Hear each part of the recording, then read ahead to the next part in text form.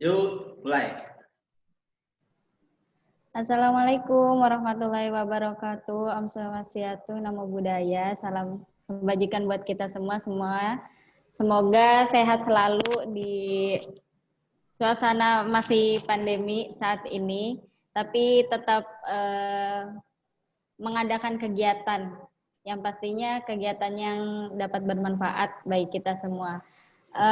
Saya mau sapa salam dulu buat teman-teman yang sudah hadir di room.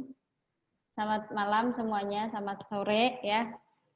Kita ada di acara Lokakarya Komunikasi Publik nih, Relawan TIK Indonesia.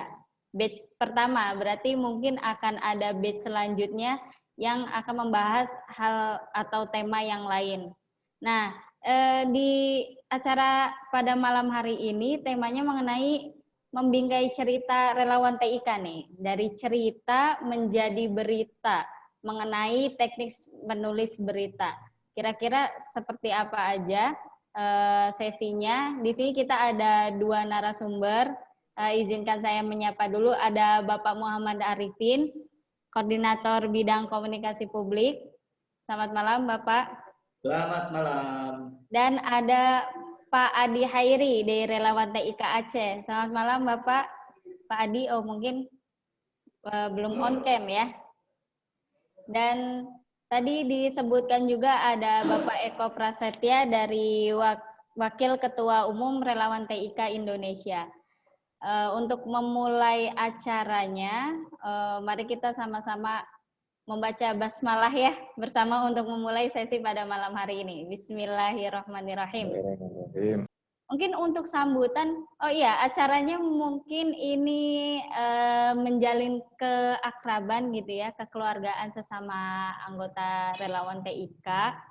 Ada dari berbagai macam daerah nih, ada dari Lampung, Jambi ya, dari Bangka Belitung, dan ada beberapa daerah, Aceh.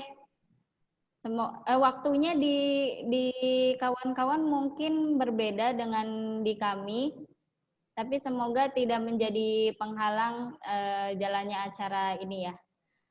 Saya persilahkan dulu barangkali untuk Bapak Eko untuk menyampaikan salam sapa sepatah dua patah kata menyapa kawan-kawan relawan TIK yang sudah hadir. Selamat malam Bapak. Halo, Assalamualaikum warahmatullahi wabarakatuh. Waalaikumsalam warahmatullahi wabarakatuh. Iya, yang pertama saya mengucapkan mohon maaf yang sebesar-besarnya karena kondisi satu dan lain hal kamera kami tidak bisa aktifkan. Tapi untuk asumsi acara kita hari ini, saya mewakili Bapak Ketua menyampaikan salam hormat yang luar biasa atas terselenggaranya Lokakarya Komunikasi Publik, khususnya diinisiasi oleh bidang komunikasi publik atau bidang humas dari Relawan TIK. Ini adalah pertemuan kita yang pertama, atau tadi sudah dikatakan batch pertama. Kita jalan-jalan dulu di Sumatera. Gitu.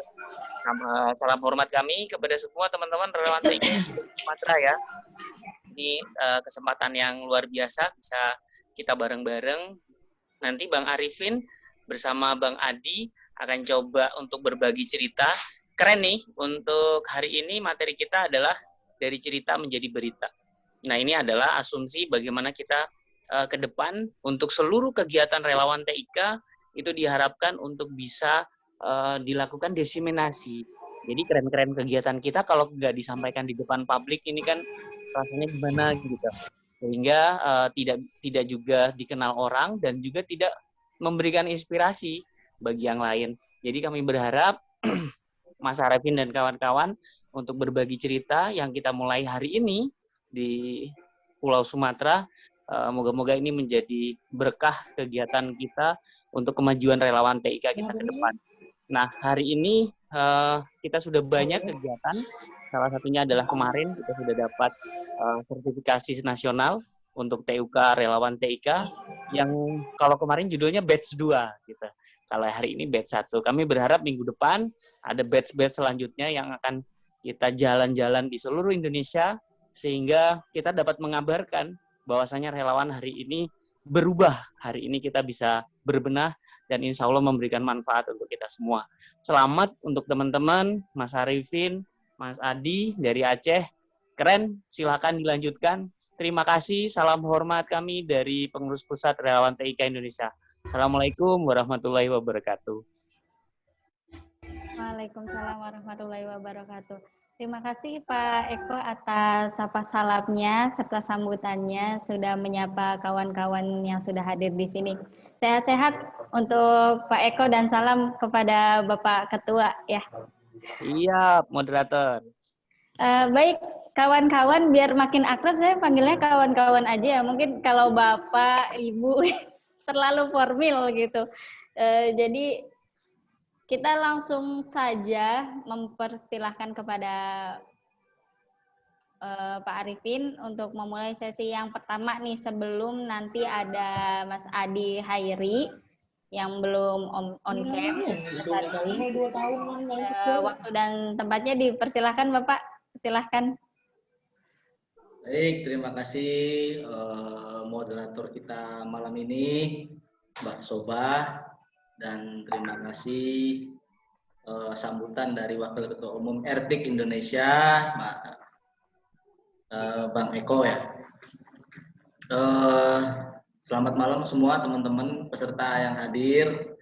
Saya pilih teman-teman di pengurus bidang komunikasi publik RTIK Pusat yang baru berdiskusi panjang tentang apa yang kami lakukan, apa yang bidang kami lakukan dalam rangka membantu teman-teman humas di berbagai daerah terkait dengan eksistensi relawan TIK sebagaimana fungsi berdirinya relawan TIK yaitu branding dan bridging. Karena kami anggap itu juga menjadi bagian yang penting di RTIK, maka kami menilai ini perlu diadakan. Meskipun dengan segala keterbatasan, beneran ke Sumatera, di virtual alhamdulillah kita bisa berkumpul ke Sumatera. Kita bisa kenal sama teman-teman dari Lampung, dari Jambi, dari Medan, ada juga dari Babel tadi, dari Aceh. Salam silaturahmi, karena momen inilah yang membuat energi kita sebagai relawan TIK itu bertambah. Nutrisi kita adalah silaturahmi seperti ini. Nah, kaitannya dengan materi yang ingin dibawakan malam ini, sebetulnya kami nggak mau formal-formal banget ya, ingin sharing juga. Ingin sharing teman-teman humas di daerah ini sudah sejauh mana sih? Gitu kan. Kalau ada problemnya apa sih? Nah, itu juga kita harus tahu. Karena ada beberapa infrastruktur yang harus dibangun juga terkait kehumasan. Kayak misal websitenya, official website resmi Lampung, RTIK Lampung kan kalau nggak salah Lampung itu provinsi, lalu dipecah lagi ke beberapa daerah, lalu di Jambi, lalu di Medan, apakah websitenya sudah ada? Kita coba mengingatkan kembali, kita coba menghidupkan kembali, membangkitkan kembali. Itu baru satu poin ya. Belum lagi soal akun Instagramnya, fanpage-nya, Twitter-nya, karena itu harusnya kita dari relawan TIK hal-hal seperti itu harus sudah selesai, sudah menjadi hal yang tidak perlu dipertanyakan lagi, karena isu yang kita bangun ke masyarakat kan soal komunikasi, informasi, dan komunikasi. Kepandaian, kebisaan, dan konsistensi kita dalam mengelola informasi, mengemasnya ke dalam platform-platform media sosial itu harusnya sudah jalan gitu. Nah, justru di momen ini kami juga ingin memberikan stimulan pemahaman, barangkali ada yang belum paham, tapi juga barangkali ada yang sudah lebih paham juga bisa sharing. Nah, tadi ya terkait website, terkait media sosial, dari hulu ke hilir saya melihat dari daerah, provinsi sampai Sabang, ya memang belum berjalan optimal, karena kita tahu ya ini kan relawan gitu kan, mungkin teman-teman juga ada kesibukan lain yang lebih penting, lebih bernilai gitu kan, tapi semangat ini jangan padam, karena kalau teman-teman di daerah sisi kehumasan atau komunikasi publiknya jalan, itu akan mendorong juga di level provinsi bahkan sampai ke pusat, sehingga kita begitu kuat dari sisi branding dan bridging di internalnya juga kuat. Hampir setiap acara, webinar atau kegiatan-kegiatan yang saat ini dilakukan, selalu saja yang hadir ketuanya. Lalu saja yang ada ketuanya, bahkan mungkin yang muncul di publik juga ketuanya. Ini juga upaya kami dalam mengawal regenerasi yang ada di teman-teman etik Indonesia. Nah, saya ingin sharing juga teman-teman sambil coba siap-siap share screen ya. Saya sebetulnya belum ada persiapan materi apa yang harus saya siapkan. Mungkin ada banyak bahan. Mungkin ini nanti kita bahas juga ya diskusi di sini. Nah, karena temanya adalah membingkai cerita relawan TIK ya, kiat-kiat menulis berita atau melakukan framing media terhadap etik, terhadap relawan TIK kita, kegiatannya atau keberadaan organisasinya, maka nggak jauh materinya dari soal menulis. Saya ingin cerita ke teman-teman, saya ingin memberi motivasi ke teman-teman bahwa dari zaman purba, dari zaman manusia sebelum,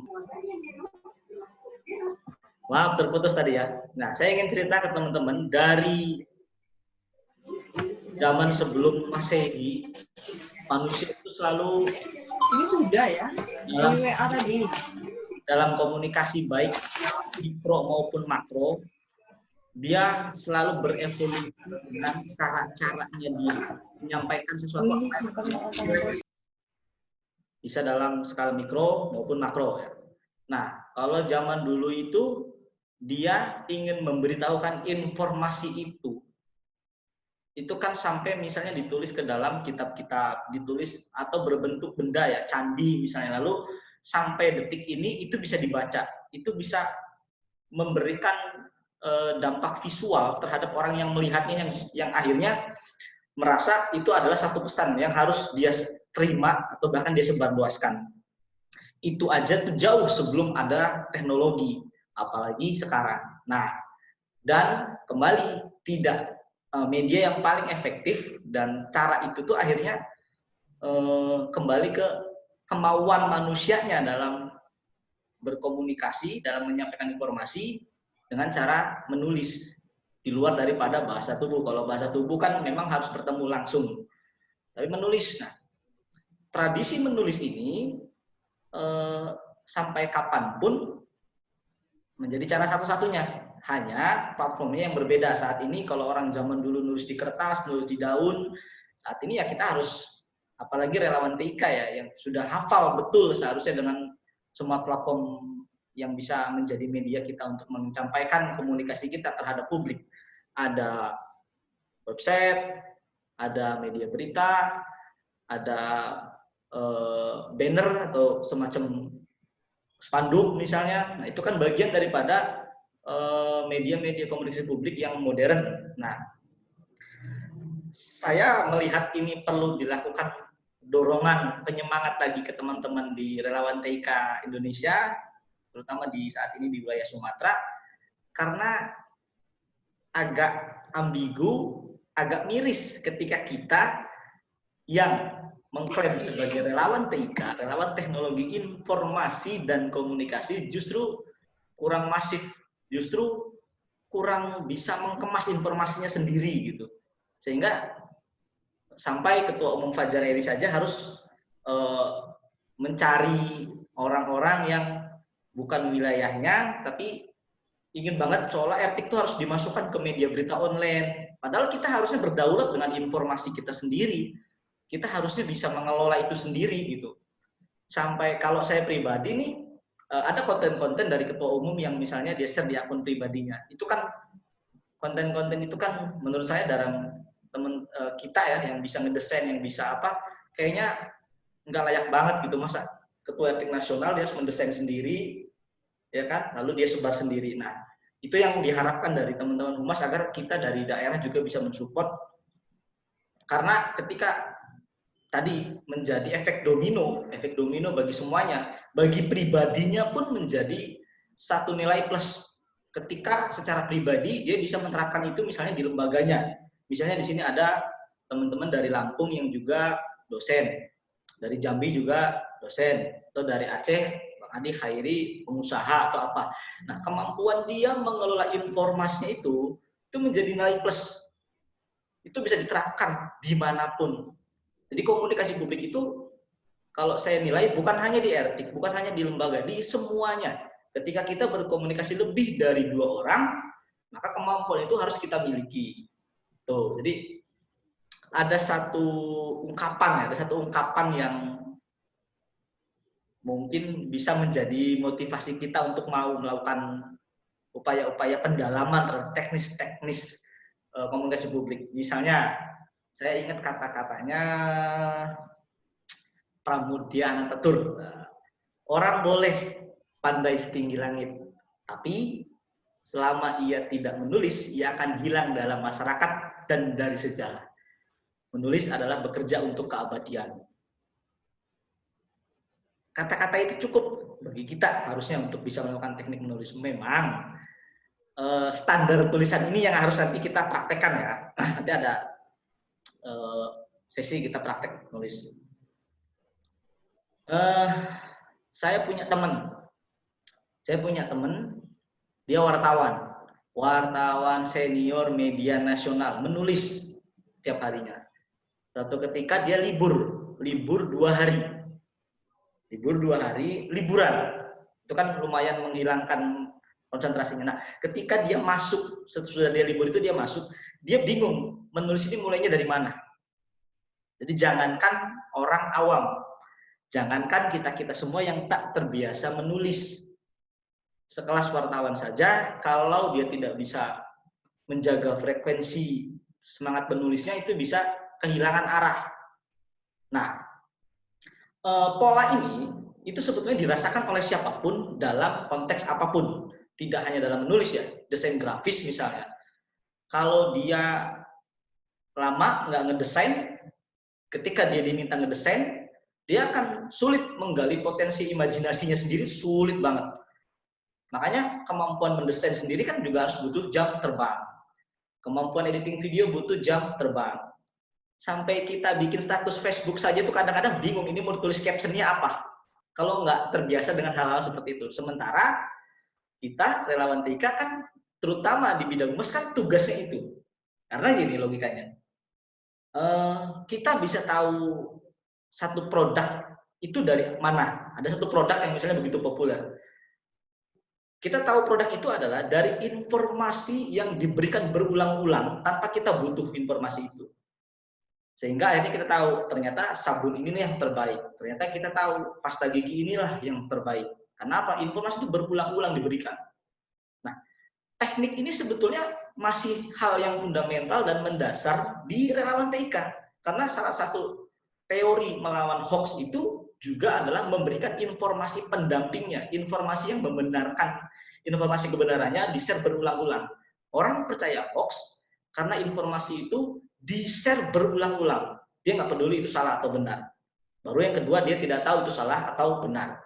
Tapi ada satu teori yang bisa kita lacak ya, bahwa informasi disebar berulang-ulang. Nah, itu harusnya tugas kita. Itu harusnya tugas kita, relawan TIK terutama bidang humas yang aktif, kemudian produktif, konsisten untuk menyebarkan konten-konten dari relawan TIK. Nah, kita langsung mulai ke materi ya. Sebentar.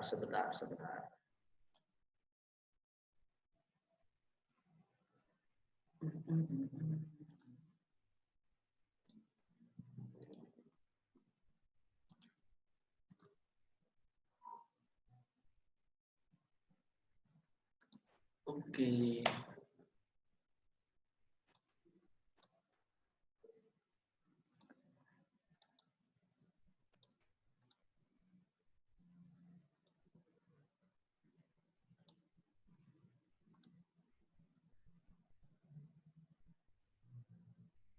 Kelihatan nggak ya? Kelihatan, Pak. Nah, Nah, ini saya nyinggung, kelihatan belum? Udah kelihatan belum, sobat? Sudah Pak. Oke. Saya nyinggung soal tadi ya. Kalau dalam teman di sini kebetulan ada akademisi nih, ada dosen. Kalau dalam istilah mendasarnya kan jurnal. Nah, kalau di teknik-teknik penyampaian informasi yang lebih dapat dipertanggungjawabkan secara ilmiah, dasarnya penelitian dan sebagainya, itu kan lebih ke jurnal ya. Ini teman-teman akademisi terbiasa dengan hal seperti ini. Tapi sebetulnya kalimat jurnalistik itu tidak orientasi tidak ke sana, karena tidak ada beberapa patokan yang menjadikan ini cukup. Kalau dilanjutkan, diikuti terus sampai ke tulisan yang benar, ya masuknya jurnal. Makanya dari etik sendiri, saya belum tahu apakah pernah ada dari relawan TK bisa bikin jurnal tentang fenomena teknologi di masyarakat kita, dan sebagainya, belum pernah ada. Tapi ini biasanya yang dikejar oleh teman-teman akademisi. Jadi sebetulnya mendasar ya, istilahnya apapun lah, mau akte diurna atau di jurnal atau jurnal, sebetulnya sederhana, tulisan. Kita sederhanakan ya. Ini supaya teman-teman tidak terlalu berat juga untuk menerjemahkan kalimat menulis jurnalistik, bikin berita di kegiatannya di daerah tuh sebetulnya nggak berat. Karena apa? Tulis aja dulu gitu. Nah, dari sini kan sebetulnya hanya poin-poinnya tuh bisa kita breakdown, bisa kita pecahkan, atau bisa jadi acuan buat teman-teman. Sebetulnya kita nggak, ketika mau mulai dari mana, ini ada acuannya. Ketika kita mau mulai dari mana, acuannya misalnya peristiwanya ada, kegiatannya ada, selesai. Nah, tapi karena kita ini etik lembaga ya, di level nasional atau level daerah, itu kadang-kadang kalau peristiwanya nggak ada, kegiatannya nggak ada juga bisa. Karena kita lembaga, kita punya komunitasnya besar. Contoh nih, misalnya di Medan itu ada kejadian menyebarkan hoax yang menjelek-jelekan wali kota Medan, misal. Nah, itu ketua etiknya itu bisa bikin statement tanpa ada peristiwa atau kegiatan yang basisnya offline. Atau misalnya ada penipuan di wilayahnya ya. Jadi di wilayah situ, di wilayah Medan ada penipuan atau ada masalah apapun terkait TIK, itu ketuanya yang kredibel ya, narasumber kan ketuanya harusnya, itu bisa melakukan statement, dia bisa mengemasnya sendiri. Nah, karena tidak perlu ada peristiwa atau kegiatan kalau memang lembaga. Jadi kita menanggapi atau mengomentari. Jadi kayak kasus misalnya kalau di level nasional itu kasus Fitup ya, kasus Fitup. Nah, kita nggak perlu nunggu etiknya bikin acara tandingan untuk melawan Fitup, nggak perlu. Langsung saja saya selaku bidang humas atau Mas Adi Khairi selaku yang mengolah kata dari etik, telepon Fajar Eri, telepon Ketua Umum, Pak Ketum, tanggapan Pak Ketum terkait Fitup gimana? Nah, Pak Ketum kan akan berimprovisasi, oh Fitup itu secara legalitas dilarang, bla bla bla bla, itu bisa kita framing. Makanya yang penting kemauan menulis mendasar banget kan, sama kepekaan kita terhadap isu-isu mana yang bisa kita angkat, bisa kita kemas. Nah, jadi poinnya ada 5 ya, keterangan dan waktu dan tempat. Kalau memang peristiwa kegiatannya ada. Kalau nggak ada gimana? Ya, tinggal ditambahkan nanti di narasinya. Bahwa statement dari Ketua Etik Medan yang tadi kita wawancarai itu by phone. Kan sering ya kita baca media berita, lalu dihubungi melalui media teleponnya, dihubungi melalui selularnya, itu kan ada. Waktunya pada tanggal, sebutkan harinya. Lalu ada foto, gambar, visualisasi. Ini kan sebetulnya bisa disiasati dengan ilustrasi tokohnya kalau itu statement. Nah, lalu ada narasumber itu pasti ya. Jadi nggak boleh kita kalau bikin tulisan tidak ada narasumbernya, nggak jelas ini kata siapa, kecuali blog pribadi. Kalau blog pribadi itu mau nggak ada narasumbernya, mau nggak ada peristiwanya, bebas, ngarang bebas. Jadi salah satu ciri-ciri berita hoax diantaranya nggak ada ininya nih, nggak ada narasumber, nggak ada peristiwa, nggak ada kelihatan. Tahu-tahu judulnya dibikin heboh, begitu kita baca baru kelihatan, oh ini nggak jelas nih siapa yang ngomong ini. Nah, baru ada nanti penulisan 5W1H. Dari narasumber itu bisa kita pecahkan ke kalimat-kalimat yang kita susun itu ada unsur 5W1H-nya. Juga ada penulisan kalimat langsung dan tidak langsung. Oke. Nah, ketika kita mampu menguasai teknik menulis berita ini, merangkai informasi ini menjadi satu cerita, maka dampaknya seperti ini. Ada kepercayaan publik terhadap lembaga kita, terhadap organisasi kita, bahkan terhadap personality kita. Kenapa tadi di awal saya bilang bahwa kemampuan mengelola informasi ini ketika dikuasai oleh siapapun, maka outputnya adalah untuk pribadinya dulu, karena dia akan menjadi pribadi yang memahami alur informasi, memahami tujuan-tujuan informasi, bahkan nggak banyak juga yang tokoh-tokoh nasional yang berangkat dari jurnalis kayak Mata Najwa, kayak Kick Andy, tokoh-tokoh politik juga banyak yang lahir dari kemampuan dia mengolah informasi, karena dia bisa memahami, dia bisa mengerti, bahkan dia bisa melakukan strategi framing ini. Nah, ketika kita objeknya ini kita nih bisa personal, bisa lembaga, perusahaan atau komunitas atau organisasi. Nah, ketika kita mewakili objek ini, lalu kita mengolahnya dengan informasi jurnalistik, lalu kita sebar ke media cetak, ke media online, ke website resmi milik pribadi lembaga kita, bahkan sampai dikemas ulang ke dalam desain grafis, itu akan muncul kepercayaan publik. Berarti memang benar ini, misalnya kegiatan ini jalan, organisasi ini memang telah banyak bekerja, dan kita sudah berkontribusi untuk berkarya dengan konten-konten positif yang kita buat. Ini kan sebetulnya fundamental di etik, apalagi di bidang kehumasan.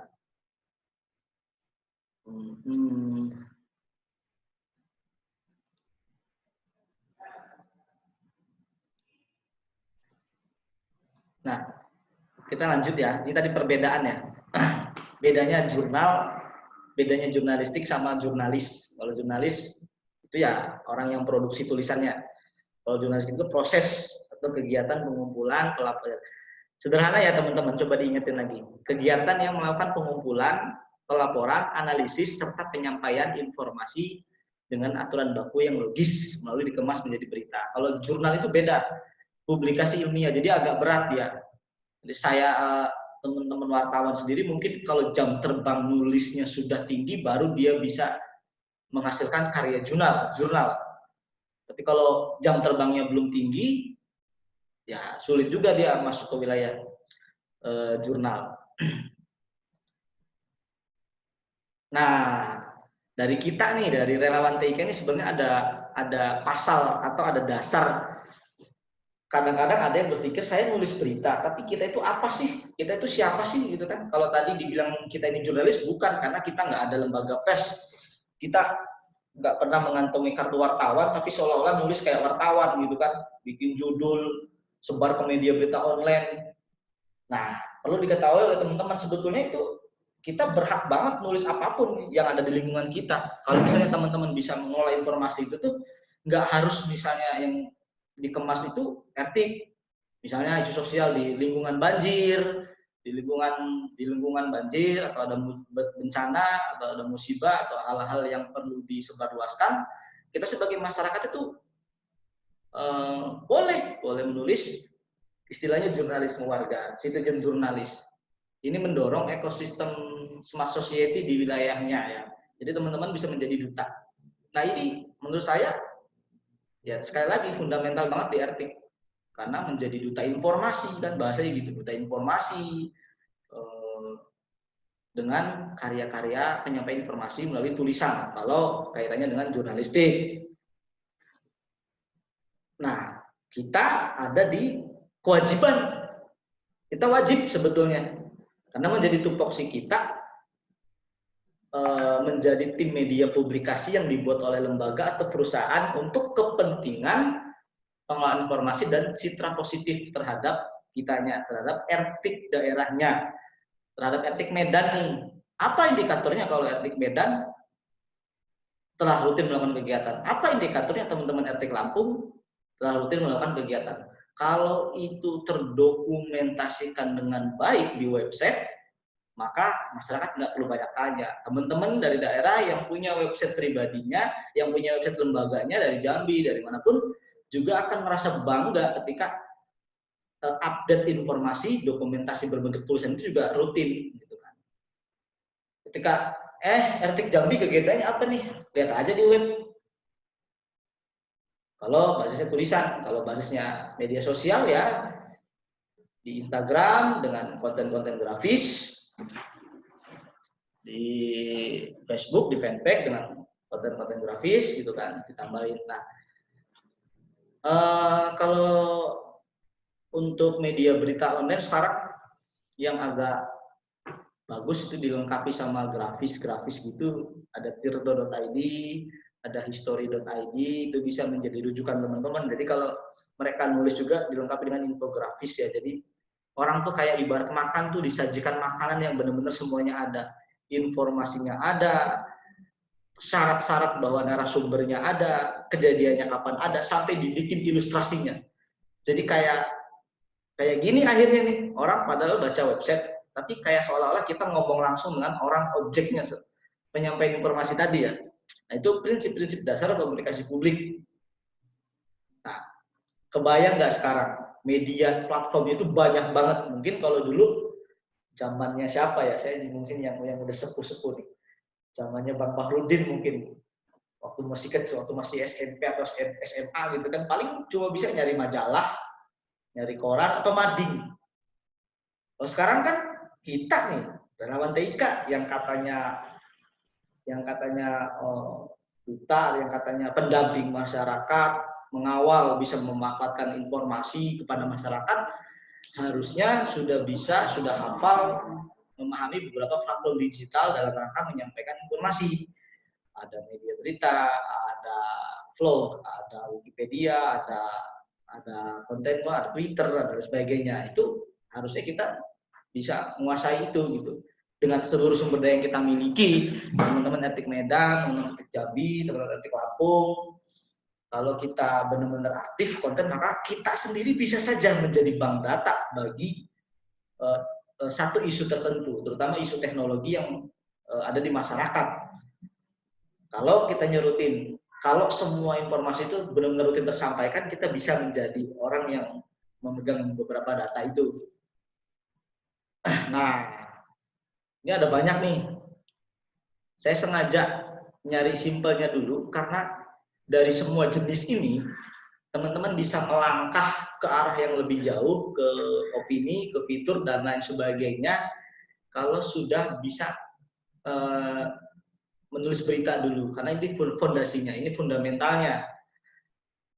Orang nggak bisa nulis fitur kalau dia juga nggak bisa memahami struktur berita. Jadi setiap tulisan itu ada strukturnya. Kita bisa tahu tulisan ini tuh apa sih, hoax bukan, atau ini ada kepentingan apa sih, atau ini bagian daripada kelompok tertentu menggiring opini, itu karena kita paham strukturnya. Gitu. Nah, makanya ada banyak langkahnya ya, ada opini, fitur, resensi, esai, kolom, tajuk ilmiah. Nah, tadi ilmiah ini masuknya ke jurnal ya, kalau udah memang kutu buku banget lah, senang banget nulis lah, itu semuanya ditulis sama dia. Kalau dulu sih, kalau cewek-cewek itu kan suka nulis di buku diary gitu. Tapi kan itu dia menulis bebas, nggak ada ininya, nggak ada patokan-patokannya gitu.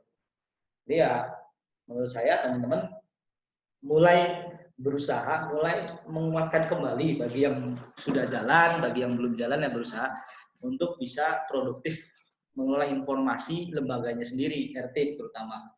Karena kita di sini dipertemukan kegiatannya lokakarya komunikasi publik. Apa yang kita bicarakan di publik, salah satunya adalah teorinya adalah rumus-rumus yang ada di teknik menulis berita itu. Jadi kita ngomong nih di publik, saya ngomong di depan forum, itu kan ada etikanya, ada acuan-acuannya. Nah, acuan-acuan itu saya ngambil dari teknik-teknik menulis berita ini. Jadi kita kalau ngomong harus ada dasarnya. Kalau ngomong A, kata siapa? Kalau ngomong B, menurut siapa? Nah, untuk melatih ke arah sana, ya pahami dulu struktur berita gitu kan. Nah, lanjut ya. Nah, ini syaratnya ya tadi ya. Ada peristiwa, ada kegiatan, ada judul, ada objektif, ada independen, ada akurat, bukan opini, ada narasumber, dan media visualisasi langsung. Yang bukan opini ini kadang-kadang bisa saja kita sisipkan ya, terutama untuk kepentingan. Karena pada dasarnya semua punya kepentingan. Kita Ertik punya kepentingan. Kepentingan apa? Ya membesarkan nama Ertik. Kepentingan kita apa? Ya membesarkan nama Ertik daerahnya masing-masing. Nah, karena ada kepentingan ini, maka opini bisa saja disisipkan melalui judul. Contoh, ingin menunjukkan bahwa Ertik Aceh itu punya jasa terhadap informasi sosial di wilayahnya. Bisa saja kita bikin judul, Ertik Aceh dorong penguatan literasi digital guna melawan hoax. Itu kan bagian dari dibilang opini ya opini, dibilang judul ya judul, tapi harus jelas nanti seolah-olah kita tulis di narasumbernya siapa. Karena kalau sekali lagi kalau nggak ada narasumber maka itu ngarang, lebih-lebih dari opini. Ini patokan-patokannya ya teman-teman ya. Kalau teman-teman menguasai ini, bicara di depan publik tuh enak. Saya pernah mengalami waktu awal-awal saya jadi ketua Ertik Kota Cirebon. Saya langsung jadi narasumber di salah satu hotel di Cirebon dan pesertanya itu ratusan guru-guru ya. Ketika kita memang nggak bisa bicara apa yang kita nggak tahu, ya sudah jangan bicara. Sesuaikan dengan teknik-teknik ini. Jadi kadang-kadang di sini termasuk di sesama kita, di sesama humas, kalau dibilang paling bisa sebetulnya nggak ada yang paling bisa, tapi yang lebih dulu tahu atau yang lebih dulu mencoba gitu. Bang Adi Khairi misalnya, dia juga bisa nulis atau bisa ngemas berita. Ya bukan karena dia bisa hebat, bukan, tapi karena dia lebih dulu tahu, dia lebih dulu mau mencoba tadinya. Sama yang lain juga, Bang Bahrudin misalnya, dia bisa desain. Ya, saya nggak mau bilang dia lebih hebat, enggak, tapi dia lebih dulu mau belajar. Dia lebih dulu tahu teknik-teknik cara memotong gambar di Corel, cara membuat gambar transparan, sehingga punya kemampuan itu. Nah, di sini makanya saya bilang sekali lagi tidak acaranya sharing ya. Jadi nanti boleh habis ini kita ngobrol-ngobrol. Nah, ini patokan-patokan ya teman-teman. Patokan-patokan yang membuat teman-teman itu bisa membedakan mana yang informasi formal, mana yang informasi tidak formal. Karena sekarang media-media berita online itu punya kepentingan komersil, kepentingan nggak peduli isi, yang penting dibaca, maka kadang-kadang judul saja itu sudah keluar dari zona ini gitu. Prinsip-prinsip ini sudah banyak tidak dilakukan oleh sekelas media nasional, tapi karena kita relawan TIK, kita adalah duta informasi, kita adalah orang yang harus meluruskan informasi, menyebarkan informasi yang baik-baik, maka harusnya pola ini diterapkan. Terdiri dari 5 sampai 8 kata. Jangan mengulang kata yang sama dengan judul, hindari penulisan angka dalam judul, spesifik, akurat, jelas, dan ringkas. Contoh, antusiasme peserta workshop Festik Jurnalistik dalam Festival TIK. Atau misalnya, Festik 2019 hadirkan seminar nasional dan workshop. Kemarin saya bikin di website Ertik Indonesia itu, judul terakhir apa ya? Soal Ertik yang bekerja sama dengan LSP ya, itu judulnya kan apa ya, normatif sih. Kalau kita share ke media nasional, kalau nggak ada duitnya nggak mau biasanya wartawannya, karena bukan berita heboh, nggak ada kepentingan itu, kepentingan siapa itu gitu kan, bukan berita heboh. Nah tapi kita nggak boleh memihak mereka, kita harus kekeh dengan, kita harus bikin judul yang formal. Urusan bahwa mereka nanti merubah ulang judul urusan yang berbeda. Kayak akhirnya di Cirebon misalnya itu kan saya rubah, bahwa judulnya saya bikin heboh. Yang judul di Ertik pusatnya itu 13 inisiasi relawan TIK daftarkan diri ke ajang WSIS Prize, saya rubah menjadi RT Kota Cirebon berpotensi mengunjungi Swiss gitu. Biar orang tuh, oh, mau klik gitu kan. Kemudian, nah ini ya, ini sebetulnya 5W1H ini saya yakin banget teman-teman paham lah, karena ini pelajaran SMA. Ini pelajaran SMA. Ini tanpa belajar pun naluri kita sudah ada ya sebagai orang penikmat informasi, pelaku informasi. Kita semua pelaku informasi kan. Siapa, apa, kapan, di mana, kapan, bagaimana, itu kan hal yang mendasar. Patokan-patokannya. Ya, yang membedakannya karena jurnalistik itu adalah kalimat langsung dan kalimat tidak langsung. Saya langsung praktek aja nanti ya, karena biasanya juga pada agak diajak berorientasi terhadap teks itu juga agak-agak berat. Ada ya banyak yang begitu peserta biasanya. Nah, contoh kalimat langsung dan tidak langsung. Saya sampaikan ke teman-teman ya. Di sini ada narasumbernya kan Bang Akbar nih. Ini narasumber nih. Menurut Ketua Panitia Pelaksana Festik, Akbar, seluruh peserta seminar nasional dan workshop sangat antusias mengikuti seluruh rangkaian kegiatan Festik. Ini kalimat tidak langsung. Ini kalimat langsungnya, seolah kita kutip. Dia yang ngomong seolah-olah ini tuh, dia yang ngomong langsung, lalu kita kutip, kita tulis. Bahkan sampai ada yang menginap di kampus untuk dapat memastikan dia dapat mengikuti acara Festik. Bedanya hanya di sini dengan tulisan-tulisan lain tuh. Ketika ada tulisan lain yang memang peristiwanya ada, kegiatannya ada, narasumbernya ada. Nah, kalau nggak ada ininya nih, nggak ada kutipannya ini, menjadi bukan karya jurnalistik. Itu aja bedanya. Nah, selebihnya kan, nah ini, kalau teknik menulis berita sebetulnya gimana aja ya, gimana aja. Nah, cuma itu tadi ketika dia lama nggak nulis atau nggak mau memulai dia belajar nulis, dia juga akan bingung. Ini mulai dari mana ya? Ini mulai dari mana ya? Itu aja sekelas wartawan senior. Apalagi kita yang masih awam. Jadi ya menulis lah. Kalau nggak nulis, ketinggalan zaman nanti. Karena di tangan para penulis itulah kadang-kadang peradaban yang mau dibawa kemana tuh. Saya yakin banget. Itu yang menjadi motivasi saya gitu. Dari mana orang tahu RT punya kegiatan? Kalau kitanya nggak nulis. Nah, ini ada konsep piramida terbalik ya. Yang pertama judul itu sangat penting. Judulnya harus dikasih informasinya. Saya ngasih contoh. Saya ngasih contoh dari website RT Indonesia ya. Nanti saya share. RT Relawan TIK Indonesia.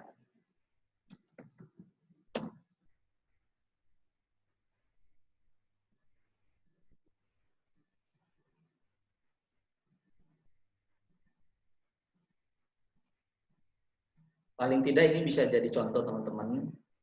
Ini benar-benar saya melakukan praktek ini tuh tidak wawancara formal. Saya klaim sendiri aja ini. Saya share mana dia. Sip. Bentar ya, saya share screen. Nah, ini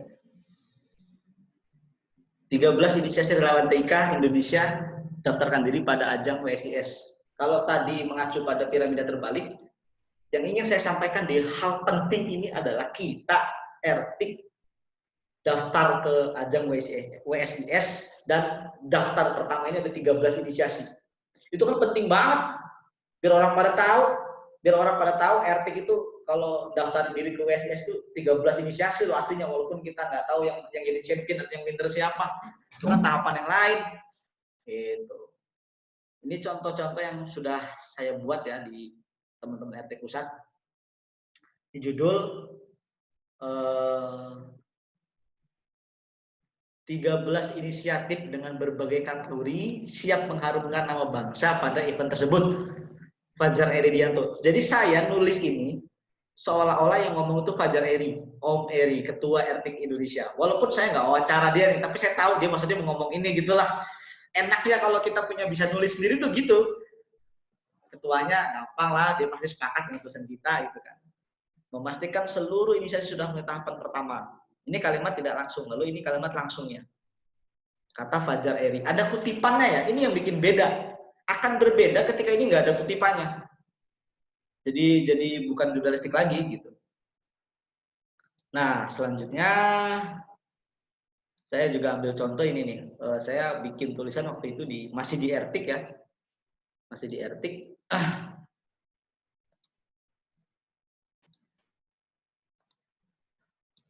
Nah, ini waktu itu saya jadiin contoh judul-judul ini. Kebayang nggak kalau kitanya sendiri nggak bikin tulisan ini gitu. Festik 2018, ajang pegiat IT dorong literasi digital masuk ke kurikulum pendidikan. Gara-gara Festik, gara-gara Ertik coba. Di literasi digital itu masuk ke kurikulum pendidikan. Ini saya capture ini dari mana? Framing ini saya buat dari mana? Dari hasil salah satu seminar yang digelar di Festik waktu itu. Jadi satu kegiatan itu bisa memunculkan puluhan atau bahkan ratusan karya tulis berita. Tergantung kita ngambil capture dari mana, datanya dari mana gitu. Nah, Ertik ini gudang data. Nggak usah dia bikin acara. Ketuanya yang penting ada, ketuanya ada itu udah bisa jadi bahan kita bikin konten sebetulnya. Yang penting ketuanya menanggapi apa peristiwa apa atau menyarankan apa gitu kan. Itu bisa kita frame. Festik 2018 bukan Ertik sebagai pemersatu bangsa. Ini kan tulisan-tulisan yang mendidik, mengedukasi ya. Bukan tulisan-tulisan yang orientasinya kayak clickbait gitu. Bikin judul heboh gitu, bukan. Penyerahan bendera secara simbolis resmi ditutup. Nah, ini juga nih, ini waktu itu belum Festik ya. Bangka Belitung siap gelar Festik, lalu Festival TIK Komitmen Bubble kembali bersiap event nasional. Ini hasil tulisan-tulisan saya yang kemudian ketika dibaca si pembaca ini jadi merasa tahu Ertik itu ada, Festik itu ada pada saat itu. Nah, saya yakin banget di luar event ini kan sebetulnya banyak. Tadilah saya bilang ketuanya aja ada, bisa dia ngomong bikin statement menanggapi isu-isu aja tuh bisa jadi bahan berita. Itu Ertik. Nah, jadi harapan saya itu sih sharing ya, itu sharing yang bisa saya lakukan malam ini. Harapan saya kita bisa lebih dari ini, kita bisa aktif kembali teman-teman yang memang ada problem di tata kelola informasinya, dari mulai platformnya misalnya websitenya belum ada, ya kita dari Ertik Pusat siap kawal, siap dampingi gitu ya. Kalau memang kita teman-teman juga butuh pendampingan mengelola informasi seperti ini jurnalistik, ya kita siap dampingi karena ketika ini hidup maka kita layak menjadi relawan TIK karena kita bisa mengelola TIK, kita bisa mengelola informasi kita dengan platform yang ada. Nah, kayaknya cukup dulu deh, segini dulu deh. Ini apalagi nih? Oh, kalau kamu bukan anak raja dan engkau bukan anak ulama besar, maka jadilah penulis. Kata Imam Ghazali tadi kalau kenal ya. Nah, kayaknya cukup dulu dari saya segitu sharingnya ya. Saya ingin belanja masalah juga dari teman-teman. Apa sih problemnya gitu? Kenapa sih website di daerahnya kok belum jalan? Nanti kita clearkan bareng-bareng nih. Mumpung di sini ada Bang Rudin, Bang Marudin ya, Bang Adi Khairi juga bisa bantu terkait problem-problem yang dihadapi oleh teman-teman humas di wilayah Anda masing-masing. Terima kasih teman-teman moderator. Terima kasih semua peserta. Nanti habis ini ada Bang Adi Khairi juga ingin melengkapi apa-apa yang saya bicarakan dan kita akan buka sesi sharing ya, tanya jawab atau pendampingan pun kita lakukan kalau emang perlu. Terima kasih, saya kembalikan lagi ke moderator. Assalamualaikum warahmatullahi wabarakatuh. Waalaikumsalam warahmatullahi wabarakatuh. Terima kasih kepada Bapak Arifin yang sudah memberikan materinya luar biasa. Kalau bahasanya anak-anak zaman sekarang tuh materinya daging banget, kenapa gitu. Materinya sangat bisa diaplikasikan, bisa langsung dipraktekkan. Jadi buat teman-teman nih yang tadi sudah menyimak gitu ya, mau bertanya, bisa langsung ketik aja pertanyaannya di kolom chat, atau nanti pada saat sesi tanya jawab atau sharing, kita bisa langsung raise hand atau on mic aja gitu ya, mic-nya dinyalain. Mungkin itu setelah Bang Adi Hairi ya. Bang Adi Hairi kira-kira udah ready belum nih? Oke. Bisa langsung dilanjut mungkinnya biar nanti kita sekalian aja gitu sesi tanya jawabnya, sesi 1 kepada Pak Arifin, sesi 2-nya ke Bang Adi. Silakan Bang Adi. Assalamualaikum warahmatullahi wabarakatuh. Waalaikumsalam warahmatullahi wabarakatuh. Saya mau kasih materi apa lagi nih? Udah dibawa oleh Bang Arifin soalnya. Jadi tentang penulisan news yang selama ini menjadi game kita di etik, yang saya lihat kita kurangnya publikasi baik di media cetak maupun media elektronik. Itu yang menjadi game kita hari ini.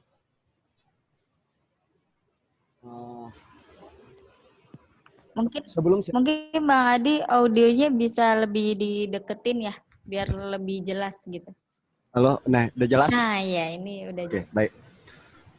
Sebelum saya terjun ke relawan teknologi informasi (RTIK) ini, saya duluan berada dalam posisi wartawan. Jadi sampai hari ini pun saya merupakan redaktur pelaksana di 3 media online yang ada di Aceh. Jadi kalau teman-teman mungkin menanyakan menulis itu bagaimana, menulis itu apa gitu kan. Jadi mungkin selebihnya kita berawal dari sharing. Yang pertama kita lihat kondisi kepekaan di sekeliling kita, apa yang bisa menjadi yang menarik untuk kita tulis. Habis itu lebih kepada sesinya ke membaca. Kalau banyak membaca itu lebih banyak tahu kita. Jadi saya coba sharing tentang materi dikit ya. Yang tadi Bang Arifin udah borong soalnya semuanya. Yang tentang saya mau ngisi ini Bang Arifin udah borong semuanya gitu. Nah, ini bisa nampak semua?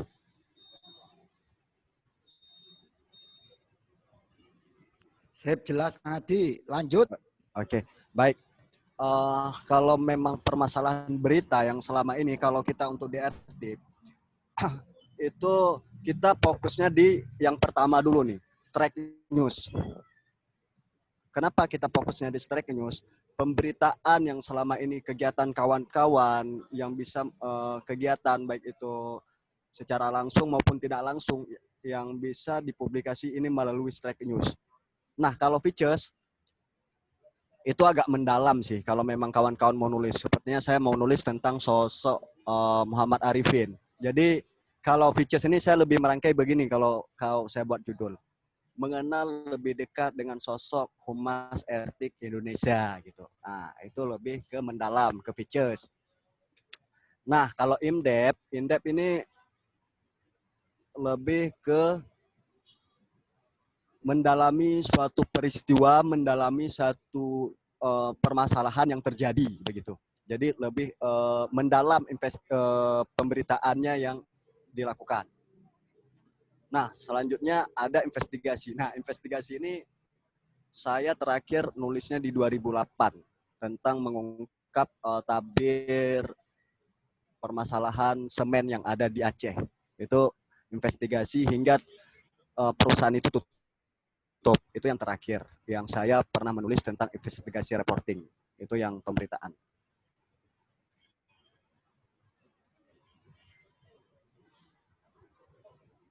Ini kalau memang yang tadi kita bicarakan, ini adalah kasta pemberitaan. Nah, kalau kita fokus di strike news, apa yang dikatakan oleh Bang Arifin tadi, itu saya pernah melakukannya. Tanpa melakukan kegiatan, kita pernah melakukannya gitu. Apa? Ini dia. Bentar ya, saya coba.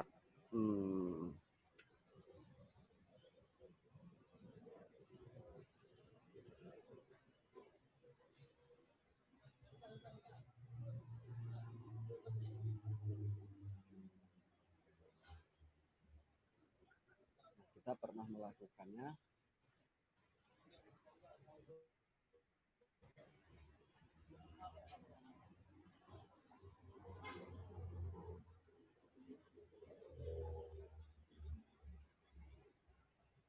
Ini media nasional loh, tapi ini rilis yang saya kirim nih. Relawan TIK Aceh Barat Daya ajak warga menggunakan mensos secara bijak. Ini Gatra, media yang lahir pada tahun 94. Ini kita nggak pernah buat acara, tapi pernah mengajak masyarakat secara langsung bagaimana menggunakan medsos. Ini rilis berita yang pernah kita buat. Nah, selanjutnya ada yang ini kegiatan kecil yang memang ini yang nulis guru, cuman saya diminta untuk ngedit gitu. Selanjutnya ada pemberitaan lagi yang pernah saya buat rilis tapi naiknya di media-media nasional ya. Nanti. Nah, ini Antara.com pernah juga memuat berita kita yang saya coba ngirim rilis ini. Saya buat sendiri, kirim rilis. Tadi ada kalimat langsung dan tidak langsung yang dikatakan oleh Bang Arifin. Nah, di sini saya mencoba mengatakan siapa yang mengatakannya. Banyak pengguna media sosial yang belum sadar penggunaan secara bijak dan bertanggung jawab. Banyak yang akhirnya berurusan dengan penegak hukum karena kurang paham atas akibat yang akan timbul di media sosial ini. Berita ini saya keluarkan akibat ada salah seorang PNS di Kabupaten Aceh Barat Daya menyebar hoax dan yang mengakibatkan PNS dia dicopot. Nah, saya tidak bisa melakukan banyak, cuman bisa membuat rilis untuk media-media, akhirnya naiklah di media-media. Selanjutnya ada lagi di sekelas tribun.com kita pernah juga naik. Nah, ini tentang saya. Nah, Adi Khairi, Ketua Relawan Teknologi Informasi dan Komunikasi. Ini sekelas Tribun Aceh, Serambi Indonesia. Nah, dicetak ada naik di media online-nya ada naik. Nah, kalau in-depth investigasi, Ertik Abdia juga pernah membuat berita tentang ini. Ertik Abdia, jika hanya buat aplikasi, kami siap bantu tanpa harus memboroskan anggaran. Ini kasus-kasus yang baru terjadi selama belakangan ini di Kabupaten Abdia tentang sebuah aplikasi yang dikeluarkan oleh pemerintah. Kita tidak bisa berbicara banyak, hanya bisa kita membuat rilis bagaimana kita kawan-kawan media bisa membuat tentang penulisan ini, begitu. Nah, saya sebenarnya gini, saya ada sebuah harapan.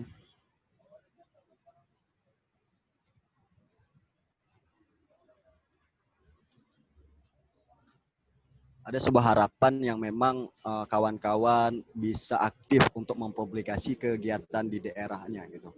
Nah, apabila kawan-kawan masih belum mengerti bagaimana cara penulisan strike news, bagaimana secara menulis features gitu.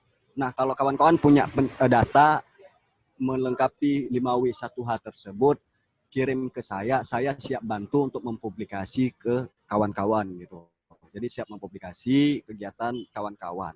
Jadi kalau teman-teman memang punya kegiatan dan nggak tahu mempublikasi kemana, saya sendiri siap membantu begitu. Nah, kalau soal materi apa yang saya sampaikan itu sudah diborong semua oleh Bang Arifin. Prinsipnya tetap tidak terlepas dari 5W1H begitu. Nah, paramid yang digunakan juga paramid terbalik. Jadi intinya tetap pada hal yang sama begitu. Mungkin saya tidak panjang lebar, mungkin lebih ke sesi sharing apa-apa yang kawan-kawan, kendala kawan-kawan di daerah. Saya ingin tahu juga kendala kawan-kawan yang ada di daerah begitu.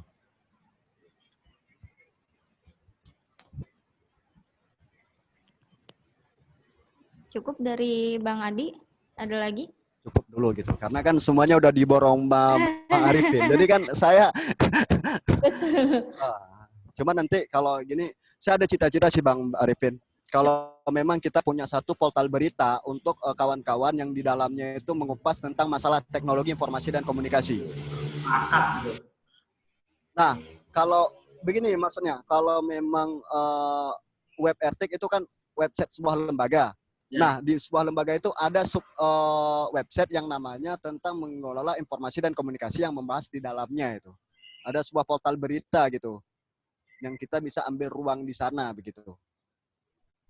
Jadi nanti para senior-senior kita juga bisa menulis tentang bagaimana trip, tutorialnya, yang lain-lain sebagai yang mestinya kita menjadi publikasi. Begitu. Saya cita-citanya ke situ sih, ada sebuah portal berita yang diterbitkan oleh relawan TIK gitu. Harus Bang. Jadi kita bikin semacam media berita itu tuh menjadi medianya RTIK gitu. Tapi dia menulisnya lepas nanti. Lebih ke ya banyak lah gagasan-gagasan kita yang harus. Tapi ya tadi kita nggak mungkin berdua Bang. Kita nggak mungkin berdua. Tapi teman-teman daerah juga kita dorong agar kemampuan menulisnya terupgrade sehingga kita sumber daya kita tuh istimewa, keren sebetulnya. Di Sabang sampai Merauke, di Sumatera aja ini udah kalau pada mau join dengan kita melakukan karya-karya tulis, insya Allah cita-cita itu bisa tercapai. Oke, terima kasih kepada Bang Adi ya, tadi sudah menyampaikan juga jenis-jenis berita gitu ya. Sudah ada satu pertanyaan nih di kolom chat, mungkin langsung aku bacain aja ya. Penulisan berita di media online itu apakah juga memperhatikan keyword? Terima kasih. Nah, kira-kira ini mau dijawab langsung sama Bang Adi. Silahkan Bang. Penulisan berita di media online itu apakah juga memperhatikan keyword? Pertanyaannya dari Mas Ruhin. Kalau saya jawab begini ya, Bang Arifin mau jawab duluan? Pak Arifin mau jawab? Mungkin ini yang dimaksud keyword itu untuk pencarian kata kuncinya atau bagaimana nih? Kan biasanya kita kalau memasukkan berita gitu ya, mohon dikoreksi nih Bang Adi atau Pak Arifin kalau saya ada salah. Kalau kita bikin berita kan ada beberapa kata yang kita pilih menjadi keyword untuk memudahkan orang-orang mencari berita tersebut. Begitu tidak nih Pak Mas Ruhin? Yang dimaksud apakah seperti itu? Ya kalau saya boleh menjawab sih bisa merhatikan, bisa enggak ya. Kalau tergantung buat apa dulu sih. Kalau saya misalnya saya nulis buat RTIK ya, saya nulis buat website RTIK. Ya mau tidak mau gimana caranya kira-kira RTIK itu ada di kalimat di judul. Jadi itu bisa iya. Kalau memang kita ngincer kata kuncinya si keyword itu RTIK gitu. Kepentingan lainnya adalah ya tadi objeknya dulu apa, nulisnya di platform mana dulu nih. Jadi ya bisa iya bisa enggak sih kalau kata saya sih. Nah, mungkin Bang Adi Khairi bisa melengkapi. Gimana nih Bang Adi? Kalau kata Pak Arifin bisa iya bisa enggak. Betul, kalau keywordnya menulisnya gimana. Yang perlu kita ketahui bahwa kalau kita posisinya sebagai penulis, ingat kita penulis belum bisa mempublikasi kalau mau menulis ke media online. Karena kenapa? Akan dipangkas oleh seorang editor. Nah, di sini juga kalau memang yang pertama gini, bagaimana caranya tulisan kita nggak dipangkas oleh seorang editor? Dari judul dulu yang menarik. Nah, jadi itunya, menarik apa? Tema yang kita angkat ini apa? Jadi jangan sampai temanya lari dari pembahasan di dalamnya. Gitu. Di headline tubuh berita itu sendiri lari dengan judul. Jadi itu yang nantinya akan seorang editor, biasanya kami di redaksi itu akan memangkas semua yang memang tidak sesuai dengan isi dan judul. Gitu. Judulnya apa, isi beritanya apa. Gitu. Nah, saya pernah mengalami hal seperti itu. Kejadian ketika saya pernah menulis di salah satu rumah sakit investigasi. Jadi ketika saya menulis, ketika saya wawancara redaktur rumah sakitnya begini, dia nggak menyebutkan benang apa. Jadi rumah sakit itu kehabisan benang. Jadi rumah sakit itu nggak ada menyebutkan benang apa, karena kalau benang untuk menjahit itu banyak. Jadi dia nggak menyebutkan benang apa. Jadi saya menulis tentang benang. Jadi rumah sakit Aceh Barat Daya kekurangan stok benang gitu. Jadi setelah saya uraikan, setelah saya buat semua, akhirnya protes. Nah, protes, saya konfirmasi balik gitu. Semua orang rumah sakit itu protes ke saya, bilang wartawan kurang ajar, inilah, pokoknya saya dimaki. Saya dapat informasi itu. Gitu. Nah, itu karena tidak menyebutkan spesifikasi benang apa yang dimaksudkan Bang Adi atau kenapa itu konflik? Karena narasumbernya tidak menyebutkan spesifikasinya benang betul. apa. Betul. Kita kan seorang wartawan nggak boleh melebihi, nggak boleh menyampurkan opini kita di situ. Betul. Apa yang dikatakan oleh seorang narasumber itu yang kita tulis. Begitu. Nah, posisi yang terakhir, ketika orang kejadiannya, saya dimaki, bilang wartawan nggak berguna ini itu, dimaki lah. Ada sebuah kasus kejadiannya ketika perawat di rumah sakit itu BPJS-nya belum dibayar. Jadi membutuhkan seorang wartawan. Saya dipanggil, Bang, tolong bantu nulis lah. Kami belum dibayar untuk BPJS. Nah, saya nulis. Tugas saya nulis nih kan. Nah, nulis. Tugas wartawan itu Pak, menulis. Bukan mempublikasi. Tugas wartawan itu menulis. Nah, saya telah menulis. Nah, saya kontrol A. Del, kenapa saya hapus? Tugas saya cuma menulis. Saya kan sudah menulis, bukan mempublikasi. Nah, intinya gini, kalau mau publikasi ya di dapur redaksi pemberitaan itu sendiri. Nah, makanya saya bercita-cita kalau etik punya satu portal berita, nah ini tergantung orang dapur redaksi etik mau mempublikasi atau tidak. Tugas kawan-kawan di daerah kita minta cuma mengirimkan data informasi tersebut. Begitu. Ini sambil nunggu pertanyaan dari teman-teman yang lain, saya jadi penasaran mau tanya juga nih ke Pak Arifin sama Bang Adi nih kira-kira. Kalau untuk medianya relawan TIK gitu, jenis strike news itu sebenarnya cukup atau gimana nih untuk jenis berita? Terus kadang yang terjadi problem di daerah itu seperti ini Bang, kita ada event gitu, ada acara, tapi kan tidak semua anggota yang dari kita hadir di acara itu kompatibel atau udah bisa dan ngerti menulis berita gitu. Tapi di satu sisi juga kita pengen berita ini menjadi jejak kegiatan gitu bagi RTIK daerah, jadi dokumentasi gitu. Nah, kira-kira pembagian tugas yang seperti apa sih yang bisa dilakukan sama kawan-kawan RTIK daerah gitu biar beritanya tetap bisa jadi gitu. Barangkali siapa dulu nih yang mau jawab? Jadi pertanyaan saya ada dua ini, nitip sambil nunggu pertanyaan dari kawan-kawan yang lain. Ya, saya coba jawab dulu ya, nanti Bang Adi Hairing melengkapi. Oh, saya juga kasih tahu nih Bang Adi, ini moderator ini juga dia dari alumni lembaga pers, betul ya? Oh iya, Persitomo ya? Biasa kampus, jadi dia agak, sebetulnya dia punya kemampuan juga nih Bang, pura-pura aja Bang. Iya, saya tahu, dari awal saya tahu, cuma ngetes kita doang gitu. Oh iya. Jadi, kan nggak mungkin. Kalau bicara cukup dengan strike news aja, saya pikir ya enggak lah. Cuma kan masalahnya yang nulis cuma kita berdua ini. Jadi kalau yang lain mau nulis juga ayo, kita muat gitu. Kalau bisa cukup gitu kan. Saya pikir sama lah di daerah juga. Problemnya itu ya kemauan menulis, justru kami di bidang komunikasi publik ini ingin berusaha menumbuh kembangkan semangat menulis teman-teman RTIK daerah gitu. Kami siap dampingi, kami siap kawal, kami siap bantu gitu kan. Karena bener banget tadi kata Bang Adi Hairi, gimana kita mau nulis kalau kita nggak baca. Itu kan hal mendasar literasi. Kalau isu-isu kita soal literasi digital itu kan hanya platformnya. Literasi itu kan di semua lini ada.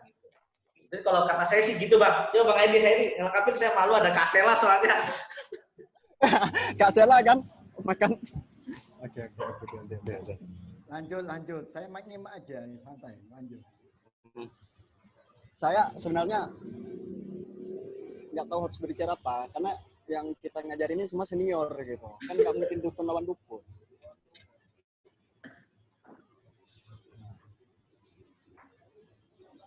Nah, kalau memang tadi event kegiatan, kalau memang kayak sebenarnya Pestik yang tadi di ini, itu kalau memang kawan-kawan punya basic menulis tentang pitches, itu lebih menarik untuk didalami begitu. Pitches, karena kan pitches itu lebih ke mendalam begitu kan, mendalam yang memang tidak seperti strike news sekilas begitu. Kalau strike news kan berita yang terjadi saat itu begitu. Contoh menteri membuka ini begitu. Habis itu melirik kegiatan etnik festif di Bangka Belitung kayak kemarin kan bisa, tapi kan bagaimana lebih mendalam apa-apa saja yang di festif tersebut, kegiatan-kegiatan apa yang di festif tersebut gitu. Kalau saya lebih menarik menulis tentang para senior kita gitu. Ada Bang Eko, ada Pak Fajar gitu. Menulis sosok-sosok mereka di web itu belum ada gitu. Siapa sih mereka gitu. Padahal mereka punya karya yang luar biasa gitu. Tapi belum ada publikasi tentang sosok mereka gitu. Jadi kayak nulis autobiografi gitu ya? Autobiografi gitu. Tapi lebih mendalamnya kegiatannya gitu, apa yang terjadi ketika kita mewawancara mereka saat itu begitu. Ini sudah mulai terbuka sebenarnya Bang Arifin. Ya. Jadi langsung bisa dikasih apa bagian tugas saja, bagian yang strike-nya siapa, yang bagian siapa di. Sebenarnya kita lebih ke seri seperti ini sih daripada kita lebih materi, karena kawan-kawan kalau berbicara 5W1H itu udah tahu semua begitu. Saya banyak lupa Bang, jadi bukan banyak lupa, malas untuk menulis begitu. Iya. Sangat mengerti ya kendala dari teman-teman yang iya. Oke. Kemarin saya menunggu ada sebuah berita yang dikeluarkan oleh Elwanti gitu. Fajar Arianto kembali terpilih sebagai Ketua Etik Pusat. Gitu. Nggak ada yang nulis, Bang. Nggak ada yang nulis. Saya dapatnya jam 2 malam itunya gitu, beritanya. Kalau kita cukup dengan strike news itu. Ya sebenarnya nggak ada tulisnya, karena nulisnya nggak ada lagi. Sebenarnya itu ke depan perlu kita buat itu. Ya. Karena kan memang ini siapa sih Fajar Arianto itu gitu. Kita belum, masyarakat hanya tahu dia ketua relawan teknologi informasi, tapi lebih mendalam tentang beliau tuh masyarakat belum tahu gitu. Nah, cocok nih Bang Arifin. Ada pertanyaan lagi nih di kolom chat, tapi rupanya kayaknya yang 5W1H udah lewat nih ya. Teman-teman RTIK udah pada jago. Sekarang nanyainnya tentang CEO. Apakah ada teknik khusus dalam melakukan optimasi terhadap sebuah konten, katanya Bang. Selama ini, teman-teman blogger mengasah terus kemampuan search engine optimization dan social media optimization untuk memperluas jangkauan dari audiens. Nah, berarti konteksnya mungkin ini mereka udah punya kontennya, udah jadi beritanya, jenisnya pun sudah mereka sesuaikan. Tapi ada teknis khusus nggak nih? Mungkin dia lebih berbicara konteks publikasinya ya, gitu. Lebih ke konteks bagian developer kan, bagian pengembang websitenya sendiri itu bagaimana website developer ya. Ya betul. Kita kan cuma fokus kepada penulisannya tadi, bagaimana menarik judulnya begitu. Kalau memang judulnya menarik pun itu akan lebih cepat. Betul. Mungkin bisa dijawab dari yang ini, Bang. Dari Zia, RTIK Aceh. Yang nanya Aceh. Sampai saking semangatnya sampai lupa menyebutkan siapa yang bertanya. Dia udah tahu jawaban sebenarnya. Oh gitu ya.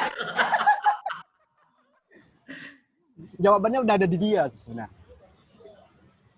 Ini menarik nih, jawabannya udah ada dalam. Mungkin ini, jadi ini adalah pertanyaan pemantik gitu. Jangan-jangan dari teman-teman dari daerah lain juga penasaran akan hal ini. Jadi nggak apa-apa Bang, dijawab saja biar kawan-kawan dari daerah lain juga tahu jawabannya. Saya melihat begini dulu. Kan kembali ke yang saya bilang tadi, itu kan kalau memang sebuah produk kawan-kawan. Bang Adi, suaranya hilang lagi, Bang Adi. Sering ilmunya. Ini kan, dia kan udah tahu jawabannya nih. Oh.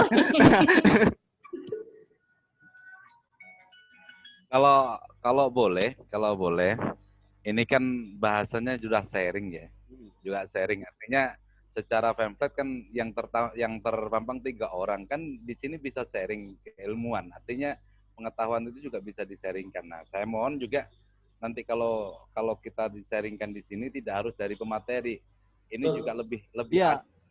asik lagi kalau dari partisipan juga di siang malam hari ini juga ikut sharing gitu loh, sehingga nanti teman-teman juga ada tambahan-tambahan baru dan lain sebagainya. Nanti intinya kan di sini komunikasi publik mencari gitu kan, bagaimana nanti bisa dikolaborasikan gitu.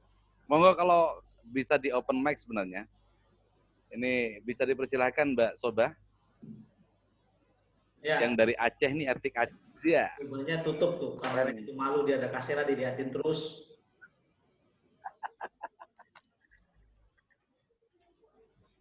Saya bantu jawab aja lah, ikut nambahin lah.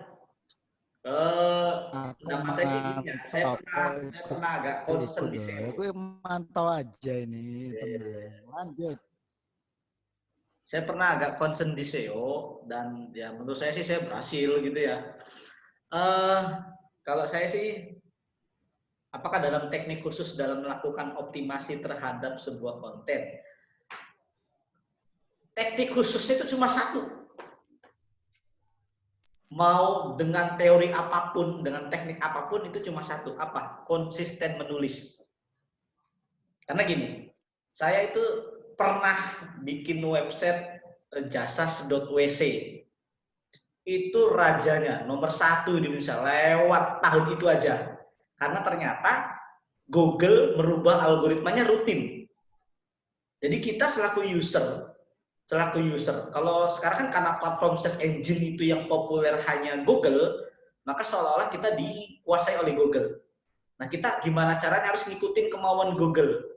Google itu biar bagaimanapun kekuatan kapital, nggak mau algoritmanya terbaca. Jadi dengan cara apapun, teknik apapun, rubah judul dan lain sebagainya sampai kita integrasi ke Google Analytics dan sebagainya. Kalau kitanya nggak konsisten ya sama aja. Jadi menurut saya sih teorinya cuma satu. Setelah saya coba buktikan, setelah saya coba secara konsisten lakukan, dengan kita konsisten saja tuh saya pikir cukup. Karena banyak yang akhirnya melewati sesi itu, konsistensi menulisnya itu yang akhirnya nggak bisa dilakukan gitu ya. Sama di sosial media juga. Karena si search engine atau SMO itu, social media optimalisasi itu kan ada variabel lain ya. Variabel lainnya itu kayak misal objek kita apa, kata kunci kita apa. Dari kata kunci itu ada berapa web atau ada berapa akun yang menjadi kompetitor kita. Ya kan, baru setelah kompetitor akunnya banyak, seberapa kreatif kita, seberapa beda kita, seberapa dalam kita menganalisis gitu kan. Maka ya saya yang udah pernah itu, saya pikir konsisten mau platform apapun terjawab sudah itu. Itu menurut saya, atau menurut Bang Adi Khairi ini. Gimana Bang Adi, apakah setuju faktor utamanya itu harus konsisten? Benar ya? Yang kedua saya tambah dikit lagi, jangan plagiat. Jangan plagiat, ya betul. Karena Ya betul, jangan plagiat. Iya sih, ngeri juga ya. Betul sekali. Itu cuma tambahan sih plagiat. Karena apapun yang kita... Ya, ditambahin lagi Bang. Kenapa kok nggak bisa plagiat tuh? Padahal sekarang media itu kan, saya lihat banyak yang kopas loh Bang. Iya. Media online itu apa dampaknya Bang nanti kalau kita media online? Itu gini Bang, kalau pedoman media cyber yang telah terbentuk itu ada pedomannya. Ada pedoman tersendiri. Setiap media boleh mengcopy paste pemberitaan, tetapi menyebutkan sumbernya dari mana. Misalnya gini, sering tuh media, kalau kami di Aceh kan nggak ada wartawan di nasional. Jadi nggak ada wartawan, sering mengutip, mengutip pemberitaan. Kuncinya cuma satu, kalau memang mengutip dari Kompas atau apa, dari Tribun, kalau kami di Aceh, saya kan di redaktor pelaksananya, sering sih ngutip media nasional. Kuncinya cuma satu, judul dan isi itu nggak boleh berubah. Boleh kita copy paste pemberitaan, tapi ingat, sumber awal jangan berubah. Tapi beda dengan yang di blog. Sumber, kita menghargai karya orang lain, boleh plagiat, tapi karya orang lain harus diakui, karena itu sebuah produk jurnalistik gitu. Karena setiap website berita itu punya peraturannya sendiri. Kalau memang mau copy paste boleh, tetapi harus membuat narasumber. Sumbernya dari mana gitu. Misalnya sumbernya kompas.com gitu. Sumbernya Detik begitu. Karena kita nggak punya wartawan di nasional di Jakarta. Kita sering kok di media di lokal di Aceh sering mengutip sumber referensi, tapi tidak menghilangkan tidak menggantikan isi dan judul berita tersebut begitu.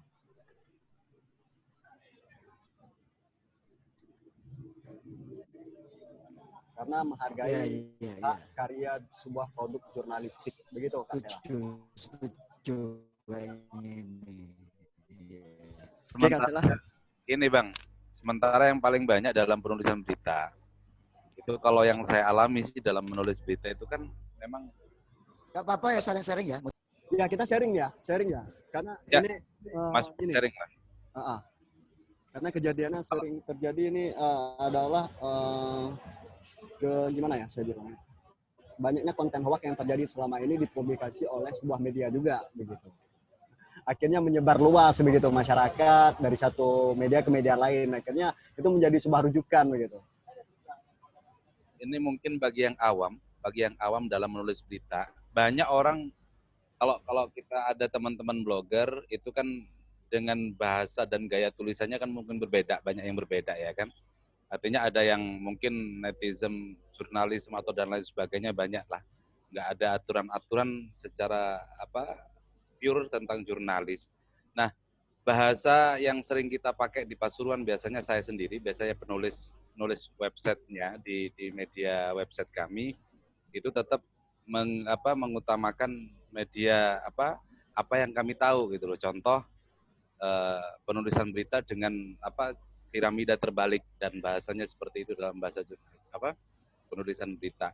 Nah, ini kan tentu masyarakat kita kan pada waktu di menit pertama 2 dan 3 itu masih sangat fokus, sehingga ini yang perlu kita tekankan untuk teman-teman bahwasanya ini adalah salah satu sistem aja sih, salah satu teknik untuk menulis berita itu biar nggak terlalu bosan orang, sehingga item-item awal inti-intinya itu ada di atas, kemudian yang di bawah itu hanya sekedar penjelasan-penjelasan yang sebenarnya tidak terlalu penting juga sih, seperti itu.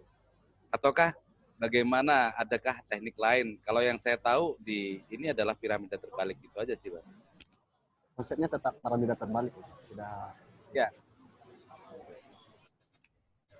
Ada kan banyak macam ya kan, teman-teman biasanya nulisnya pokok nulis aja, kemudian secara apa yang ada di pikirannya sudah dituangkan tanpa harus mengindahkan tanpa harus ada, ini kan ada banyak beberapa tulisan yang harus tidak pure jurnalis ataukah hanya sekedar mereka nulis yang penting nulis dan lain sebagainya. Ini kan perlu juga menjadi keragaman bagi relawan TIK Indonesia sehingga satu ranah tulisannya sama gitu loh sampai ke daerah, sehingga pada waktu nanti menjadi salah satu portal pun itu sama gayanya. Saya sempatkan komunikasi sama Bang Arifin pada waktu itu, kita harus punya ciri gitu lah. Ciri relawan TIK itu bagaimana dan lain sebagainya. Ini mohon untuk diinformasikan.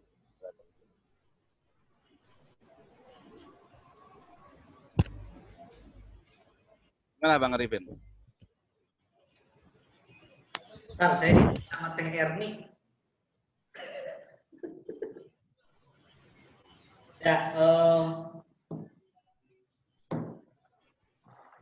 Ya, kita sharing ya, karena tadi moderator juga sebetulnya orang yang biasa dengan jurnalistik ya. Kasela, jadi Kasela boleh nanya ke moderator, nggak harus ke narasumber, karena dia juga dari lembaga pers. Saya ingin sharing gini. Sungkan Bang, sungkan kalau nanya ke moderator saya. Belum kenalan soalnya, saya belum kenalan. Penyeragaman atau karakter dari tulisan platform yang kita bangun misalnya. Kalau sebetulnya saya udah buatkan acuan-acuannya ada di WebRT, di dashboard WebRT itu ada SOP kan, SOP kontributor. Nah, kalau soal karakter gini Bang, jadi menulis itu sama kayak desain. Menulis itu kalau udah ada frekuensinya, dia akan muncul jiwanya dia. Jadi saya kadang-kadang ada teman-teman wartawan nih, itu saya tahu walaupun saya nggak tahu ini nulis siapa, tapi saya tahu ini tulisannya si Anu. pun sama karya desain gitu ya Bang Adi ya. Bang Adi Heri kan mungkin setiap hari hampir bergelut dengan tulisan. Itu kadang kita tahu, oh ini tulisannya si itu tuh, tahu kita. Karena karakternya ada di tulisan itu gitu. Pun karya desain juga sama kan. Oh saya tahu ini yang desain si ini. Setelah kita menjiwai karena akan muncul karakter itu. Jadi outputnya ketika kita ingin menyeragamkan rasa atau suasana kira-kira ini karakter etik, sebetulnya hanya tinggal menyepakati saja redaktur utamanya siapa. Jadi yang teman-teman yang lain kirim bahan mentahnya sekalipun boleh, atau kirim rilis versi daerah boleh, tapi nanti oleh redaktur akan dirubah sama dia, dikemas ulang. Karena tinggal tadi si redaktur ini kan menurut oleh teman-teman di secara kelayakan enak gak nih gitu kan, orang ini nih kalau mengemas tulisan gitu. Karena tadi kita ngebaca tulisan orang itu karena saking rutinnya dan tahu karakternya, itu tahu kita ini judulnya, dari judulnya, isi dan sebagainya, ini saya tahu siapa yang bikin gitu. Kira-kira begitu Bang Adi Hairi. Coba Bang Adi Hairi, menurut Bang Adi gimana? Ya cocok tuh. Cocok kan? Cocok. Saya kan cuma nulis saja, jadi tinggal redaktur aja yang melaksana sesuaikan seleranya gitu. Ya kalau saya pernah alami wartawan jalanan, pernah jadi redaktur, pernah jadi kontributor, itu memang bener nyesek banget ya Bang ya, ketika kita udah jibaku ngejar-ngejar narasumber, begitu kita bikin tulisan kita ternyata nggak layak. Itu atau pernah saya alami. Habis sama dia. Di rumahnya tuh habis banget sama dianya gitu. Kita udah coba bikin gitu. Bikin, nggak taunya, wah dirubahnya tuh total sama redaktur. Karena tadi, kenapa harus memilih siapa redakturnya? Karena kaitannya dengan kepentingan dari si websitenya itu. Misalnya kalau website media berita online, komersil, maka kepentingan komersil akan muncul di situ. Kalau kepentingan lembaga, maka kepentingan lembaga akan muncul di situ. Gitu Bang. Kata saya sih itu, nggak tahu peran gimana. Peran kawan-kawan untuk membasmi hoax memang berat ya di media. Karena kenapa? Saya memperhatikan gini, ini menjelang pilkada nggak tahu kapan. Bisa jadi 2024, bisa jadi 2022. Ini tergantung pilihan. Tapi yang jadi persoalannya, setiap menjelang pilkada itu media banyak yang lahir. Media online banyak yang lahir. Karena kenapa? Untuk membuat sebuah produk jurnalistik, ada domain, ada situs, sudah jadi barang hayan. Gitu. Jadi akan tetapi kita mengacu kembali kepada Dewan Pers, media-media yang sudah terverifikasi di sana. Gitu. Nah, jadi ini adalah peran-peran kawan-kawan untuk ngomong di media, begitu. Kawan-kawan untuk ngomong di media, bagaimana mengemas suatu produk jurnalistik untuk berbicara di media, begitu. Karena banyak media online lahir ini menjelang pilkada. Percaya nggak percaya, coba buktikan nanti menjelang pilkada ini banyak media online yang akan lahir. Karena berbasis kepentingan. Nah, kawan-kawan bisa dari daerah bisa membuat press release. Nah, gitu.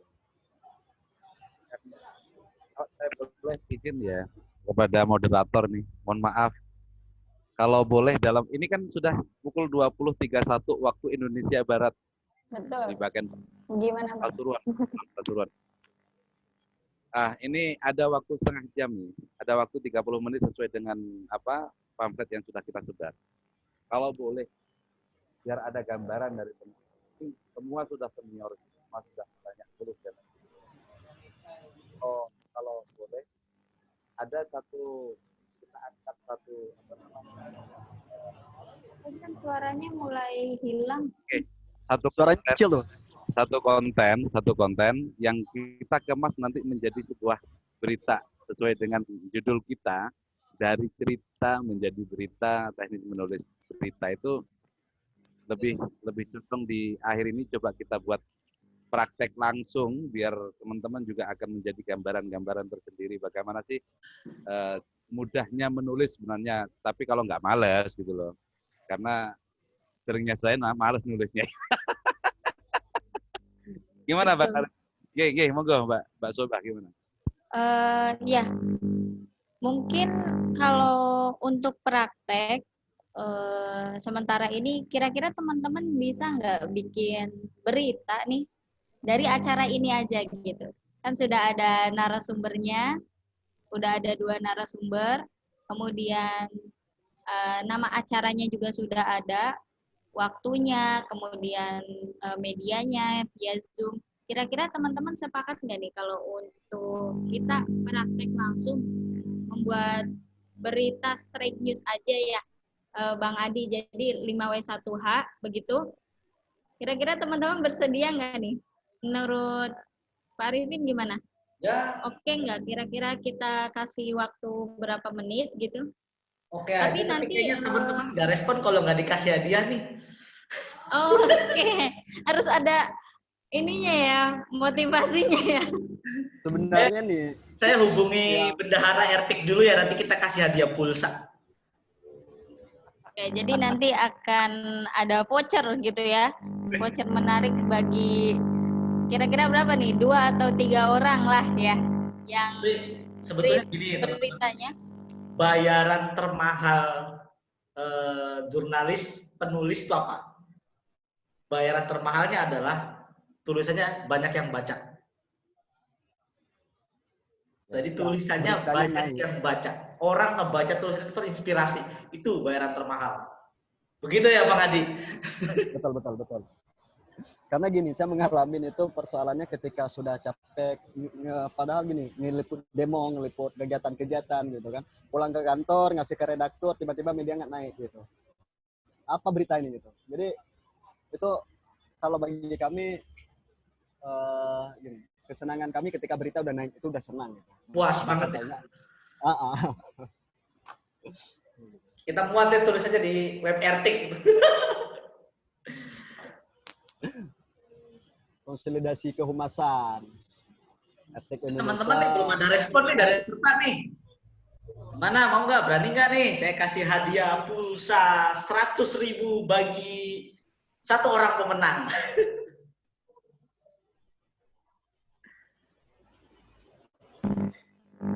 Kayaknya kalau ditanya mau enggak, jawabannya akan ini Pak. Jadi diharuskan aja bagaimana? kita ini ya, tidak ada asesmen sebelumnya, tapi main ini aja. Mungkin 5 menit, 7 menit untuk memberikan 5W1H-nya aja.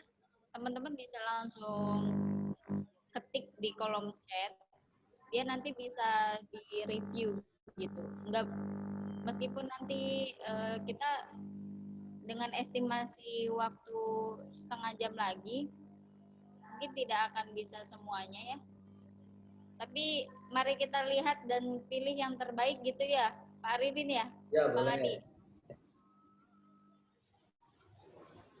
Kira-kira efektif nggak nih? Dimulai dari sekarang.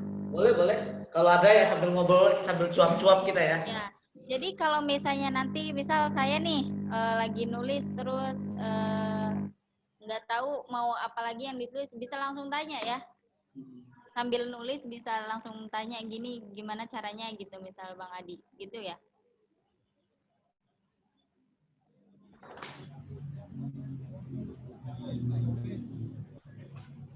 Oke, saya nge-timer sampai menit 8.40. Terlalu sebentar ya?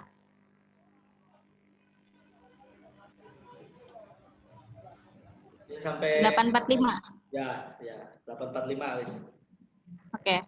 Oke, 8.45. Saya mau nanya dong sama moderator. Tuh Mbak moderator kan juga belum sampai terjun ke media beneran ya, sampai belum terjun ke wartawan ya. Tapi saya mau nanya ke Mbak moderator nih, dulu kenapa gitu kok minat sama lembaga pers, lalu awalnya kenapa, lalu setelah Mbak bisa nulis itu apa yang Mbak dapat tuh? Kalau Mbak kan lebih ke kalau di sini banyak yang bilang saya nggak bisa, saya nggak ada basic dan sebagainya. Buktinya Mbak Soba sendiri kan mencoba ya ketika di kampus sudah memiliki lembaga pers gitu, lalu bisa nulis gitu kan. Nah, menurut Mbak sendiri gimana gitu? Kalau tadi Bang Adi kan udah cerita, dia juga itu sebagai wartawan, saya pikir udah. Nah, kalau Mbak kan benar-benar dari nol gitu. Coba saya mau nanya ke moderator gitu. Oke, berarti saya nggak kedapetan PR nulis berita ya, Pak? Enggak. Kecuali enggak boleh. Nanti ada tips khusus. Nanti sepertinya bisik-bisik barusan dari Bang Arifin kayaknya ada tips khusus nih kayaknya.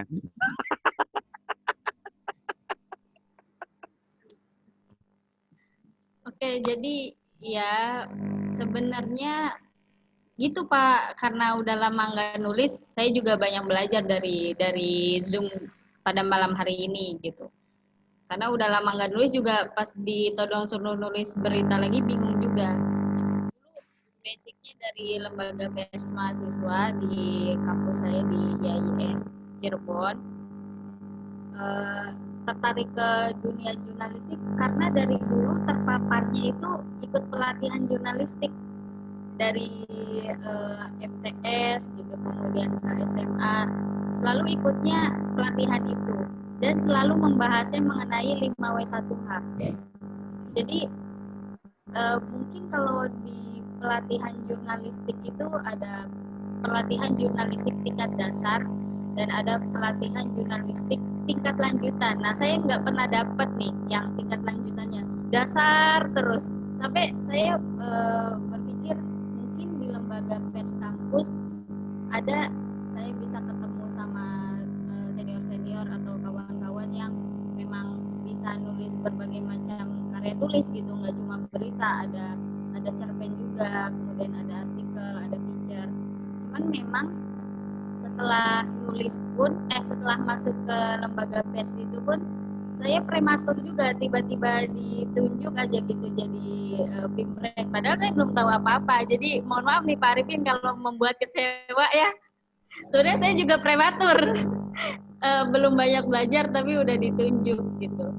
Nah kalau saya boleh menambahkan dari tadi diskusi yang sudah dipaparkan sama Pak Arifin dan Bang Adi, alih-alih kita mengcopy paste sebuah berita gitu, lebih baik kita membuat berita itu sendiri gitu. Apalagi kalau berita yang dietik, kalau mau mengaktifkan gitu ya berita di websitenya atau di Instagramnya. Kalau di Instagram kan mungkin berupa caption ya. Sekarang juga caption banyak diminati atau banyak pembacanya karena yaitu 5W1H itu terbilangnya singkat, padat dan jelas. Apalagi kalau media online kan dia banyaknya kita suka itu karena informasinya cepat gitu. Mungkin Bang Adi juga lebih tahu daripada saya. Tapi saya melihat dari kacamata pembaca berita atau konsumen. Sehingga yang saya lakukan ketika menulis berita pun seperti itu. Kira-kira masyarakat itu atau pembaca itu pengen tahu atau inti dari berita itu dari tadi struktur piramida terbalik itu. W1H, kemudian ada penjelasan yang lain. Nah, benar banget kalau misalkan kita hanya berkewajiban untuk menulis berita. Selebihnya pangkas-pangkas itu bagian dari editor. Saya juga mengalami itu. Jadi karena dulu lembaga pers mahasiswa yang meliputnya permasalahan atau polemik di dalam kampus saja, kayak misalnya fasilitasnya, kemudian ada status quo apa nih di SMA Demaknya gitu.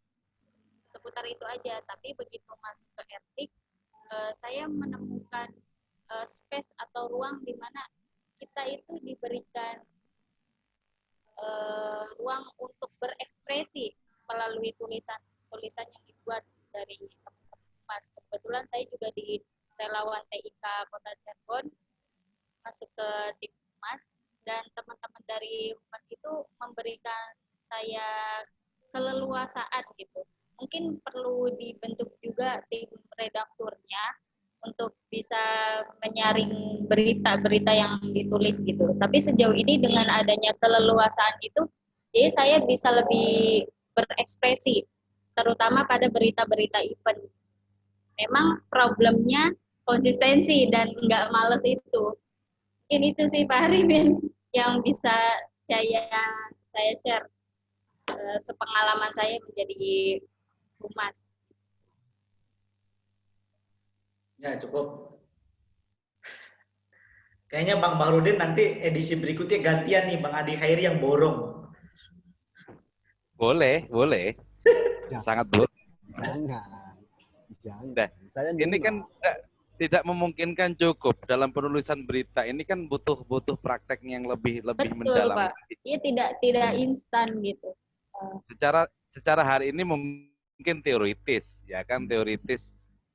Nanti di batch berikutnya ini kan tidak cukup hanya satu kali ini gitu loh, sehingga nanti bagaimana pendampingan kepada teman-teman terus bisa konsisten sehingga nanti bisa melahirkan secara outputnya bisa melahirkan memang jurnalis ya di relawan TIK Indonesia seperti itu. Paling tidak bisa membantu tim Humas Pusat untuk bisa mengemas bagaimana nanti berita makin banyak dari daerah yang kita juga bisa publish di relawan TIK Indonesia. Bang, itu sih Bang Arifin. Kuncinya cuma satu sih. Saya kasih kunci malam cuma satu. Kawan-kawan mau menulis dulu. Jadi kalau kawan-kawan udah menulis, itu nanti kan bisa dibandingkan. Ini berita yang udah diedit, ini yang belum diedit, ini yang saya kirim ke redaktur, ini yang udah diedit. Oh berarti kayak gini kok produksi sebuah berita layaknya jurnalistik gitu. Nah, jadi nggak perlu dipraktek. Gitu. Kalau teman-teman minat, sebetulnya kita bisa buat grup WA misalnya ya Bang Adi ya. Lalu misalnya kita kita share hasil wawancara by phone. Saya misalnya telepon Om Eri nih. Saya telepon Om Eri, saya minta statement dia. Suara itu saya share ke grup WA. Lalu oleh Soba suara itu ditekskan ya, ditekskan. Lalu oleh saya edit sebagai berita. Teman-teman tuh bisa merhatiin sendiri tuh, oh begitu tahapan proses teknisnya gitu loh. Mungkin begitu Bang. Kalau teman-teman minat ya Bang ya, nanti Bang Adi misalnya juga bikin ini contoh rekaman bahan mentah ya Bang Adi, wawancara orang by phone. Lalu si suara itu tuh diberikan teks, lalu sampai dibuat berita, judul sebagainya. Silakan teman-teman perhatikan sendiri, begitu cara kita kemas. Simple sebetulnya sih ya. Kalau minat ya, kalau mau Bang Adi ya. Gini. Itu yang ya, kalau minat ini gini, kalau minat kuncinya cuma satu, kawan-kawan aktif menulis dan mencari informasi. Kita bantu. Kenapa? Itu yang saya alamin selama saya jadi redaktur wartawan di daerah itu, banyak yang belum bisa nulis. Nah, ketika mengirim format laporan polisi, kami mengemasnya menjadi sebuah produk jurnalistik. Nah, kalau kawan-kawan pun mau menulis, kita bantu untuk mengorbitkan menjadi sebuah produk jurnalistik. Kami bagian humas siap kok.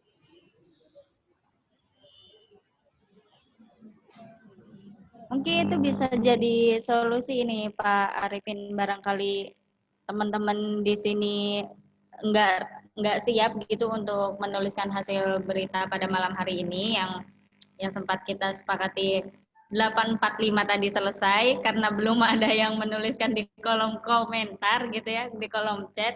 Mungkin itu bisa jadi alternatif follow up dari acara pada hari ini gitu. Judulnya udah ada tuh, judulnya udah saya kirim.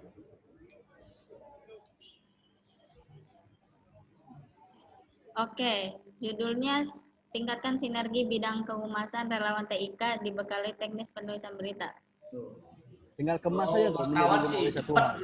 Judulnya itu udah di luar kepala.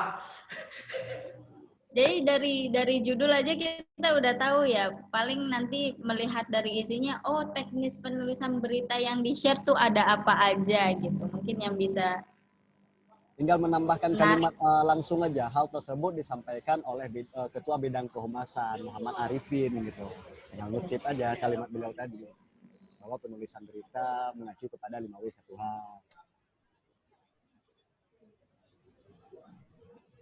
Gimana? Ini nggak ada responnya dari peserta. Yang ini nggak begini aja menurut saya Pak. Kita ini kan nampaknya pada silent semua. Jadi ini inisiatif aja ya, inisiatif dari kita untuk bergerak. Kalau nggak kita yang bergerak nggak ada.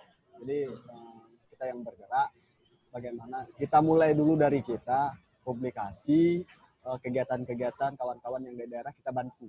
Jadi nanti kita lempar di grup, aja. Jadi bagi kawan-kawan yang punya kegiatan di daerah mau bantu di publikasi, nah, kirim dulu form mentahnya ke kita. Gitu. Bisa dikirimnya ke mana nih, Bang? Kalau teman-teman dari daerah mau kirim, via WA atau via WA atau via email bisa. Udah pada punya belum nih kontaknya dari Pak Arifin sama Bang Adi, teman-teman? Udah lah ya. Saya ngikutin apa yang dibilang ketua aja.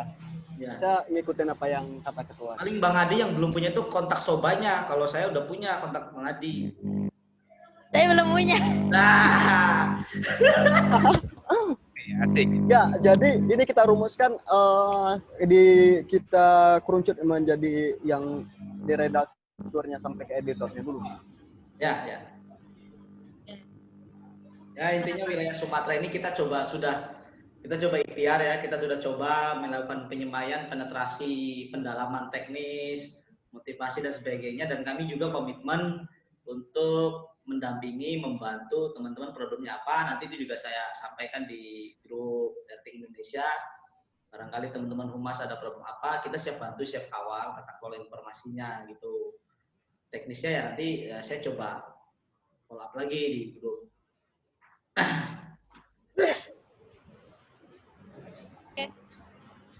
Kalau memang nanti share aja nomor. Jadi kalau memang ada pemberitaan langsung via WA bisa. Tapi cita-cita kita tadi, Bang, untuk melahirkan sebuah portal berita jurnalistik.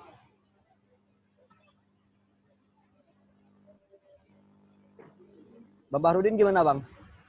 Saat teman-teman yang di daerah itu sudah ada pemahaman yang sama, maka tentu akan memudahkan pengurus pusat dalam hal bidang komunikasi publik ini untuk juga terbantu sekali dengan adanya konten-konten yang sudah mulai bersebaran di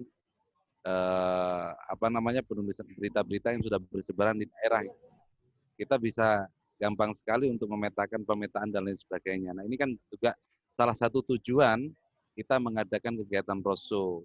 Jadi bagaimana nanti masalah ini kemudian di berikutnya ada tentang optimasi media sosial, bagaimana desain grafis dan sebagainya. Itu artinya nanti mendorongnya ke sana. Bagaimana nanti cikal bakal dari daerah-daerah ini akan membantu juga kita di kepengurusan pusat itu terbantu sekali dengan adanya media atau konten-konten yang bersebaran di daerah-daerah. Itu sih Bang Adi awalnya.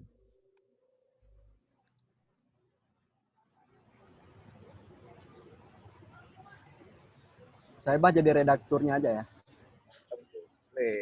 Boleh, makin semangat. Iya, betul.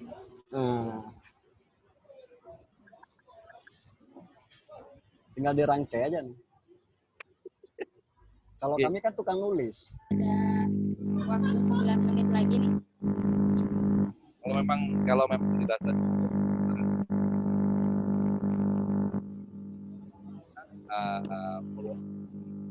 Bapak suaranya hilang. Sorry. Bagaimana nih keputusannya Pak Arifin?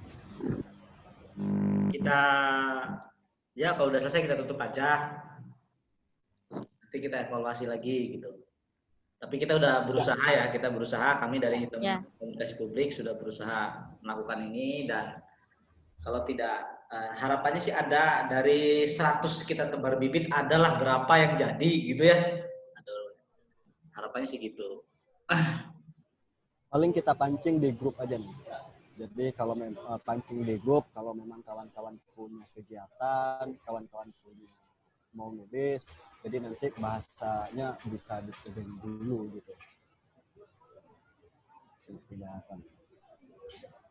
Atau ada acara yang lain, bisa ikutin aja. Ya, dan mungkin kalau malam hari ini gitu kawan-kawan tidak dalam keadaan siap untuk memberikan contoh tulisan berita yang kayaknya saya bisa nih buat, tapi saya lagi nggak ready gitu. Dan karena kita juga nggak ada assessment di awal untuk langsung memberikan hasil tulisan berita kita, jadi itu nanti akan di follow up mungkinnya sama Pak Arifin dan Bang Adi ke depannya, karena tadi juga sudah ada materinya sudah di-share ya Pak ya, tadi di kolom chat, teman-teman bisa langsung mendownload aja materi jurnalistik asiknya yang PPT tadi, bisa dipelajari dulu, bisa ditelaah lagi gitu, barangkali yang lupa-lupa kayak saya, bisa dipraktekin lagi ilmu-ilmunya. Terima kasih banyak kawan-kawan yang sudah sedikit ya. Bang Arifin, kalau boleh ya, untuk sinergisitas kita ini kawan kita minta kontaknya ke bagian ke sekretariat, kita minta yang menjabat ke bidang kehumasan, kita masukkan dalam satu grup. Siap. Itu kuncinya karena gini, nanti di sana kita press ke bagian kehumasan daerah aja gitu. Ya. Kalau kita karena ini, kalau saya lebih setuju gitu. Jadi kita minta kan ada SK kepengurusan, pasti SK kepengurusan ada yang namanya bidang kehumasan. Nah, kita minta yang bidang kehumasan itu kita buat satu grup. Karena kita bisa tahu dari bagian kehumasan apa-apa kegiatan yang mereka buat gitu. Mereka nggak tahu branding bagaimana, kita bantu brandingnya begitu. Menurut saya begitu. Itu tugasnya Bang Arifin untuk koordinasi dengan bagian kesekretariat gitu. Ya.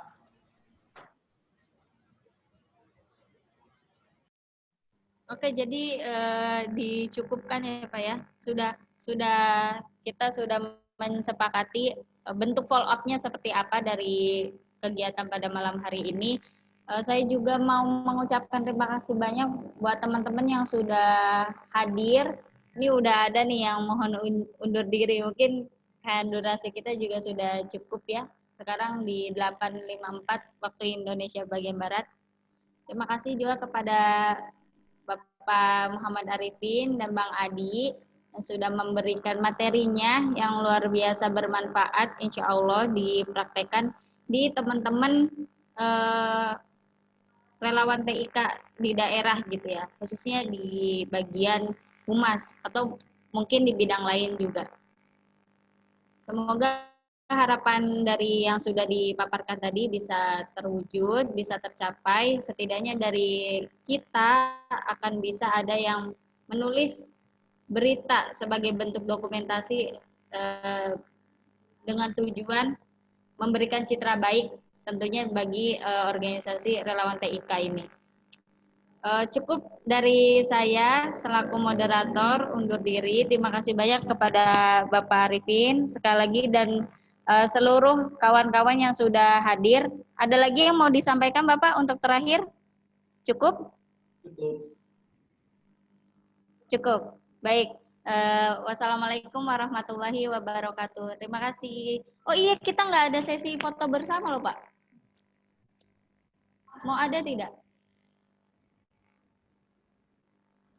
Boleh teman-teman on kamera dulu nih sebelum pada pamit. Halo teman-teman. Kawan-kawan. Lanjut aja dulu. Coba ya. Ini udah ada beberapa kok yang. Coba screenshot.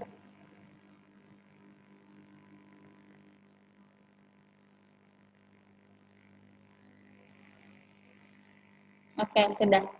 Terima kasih semuanya. Sampai ketemu di lain kesempatan.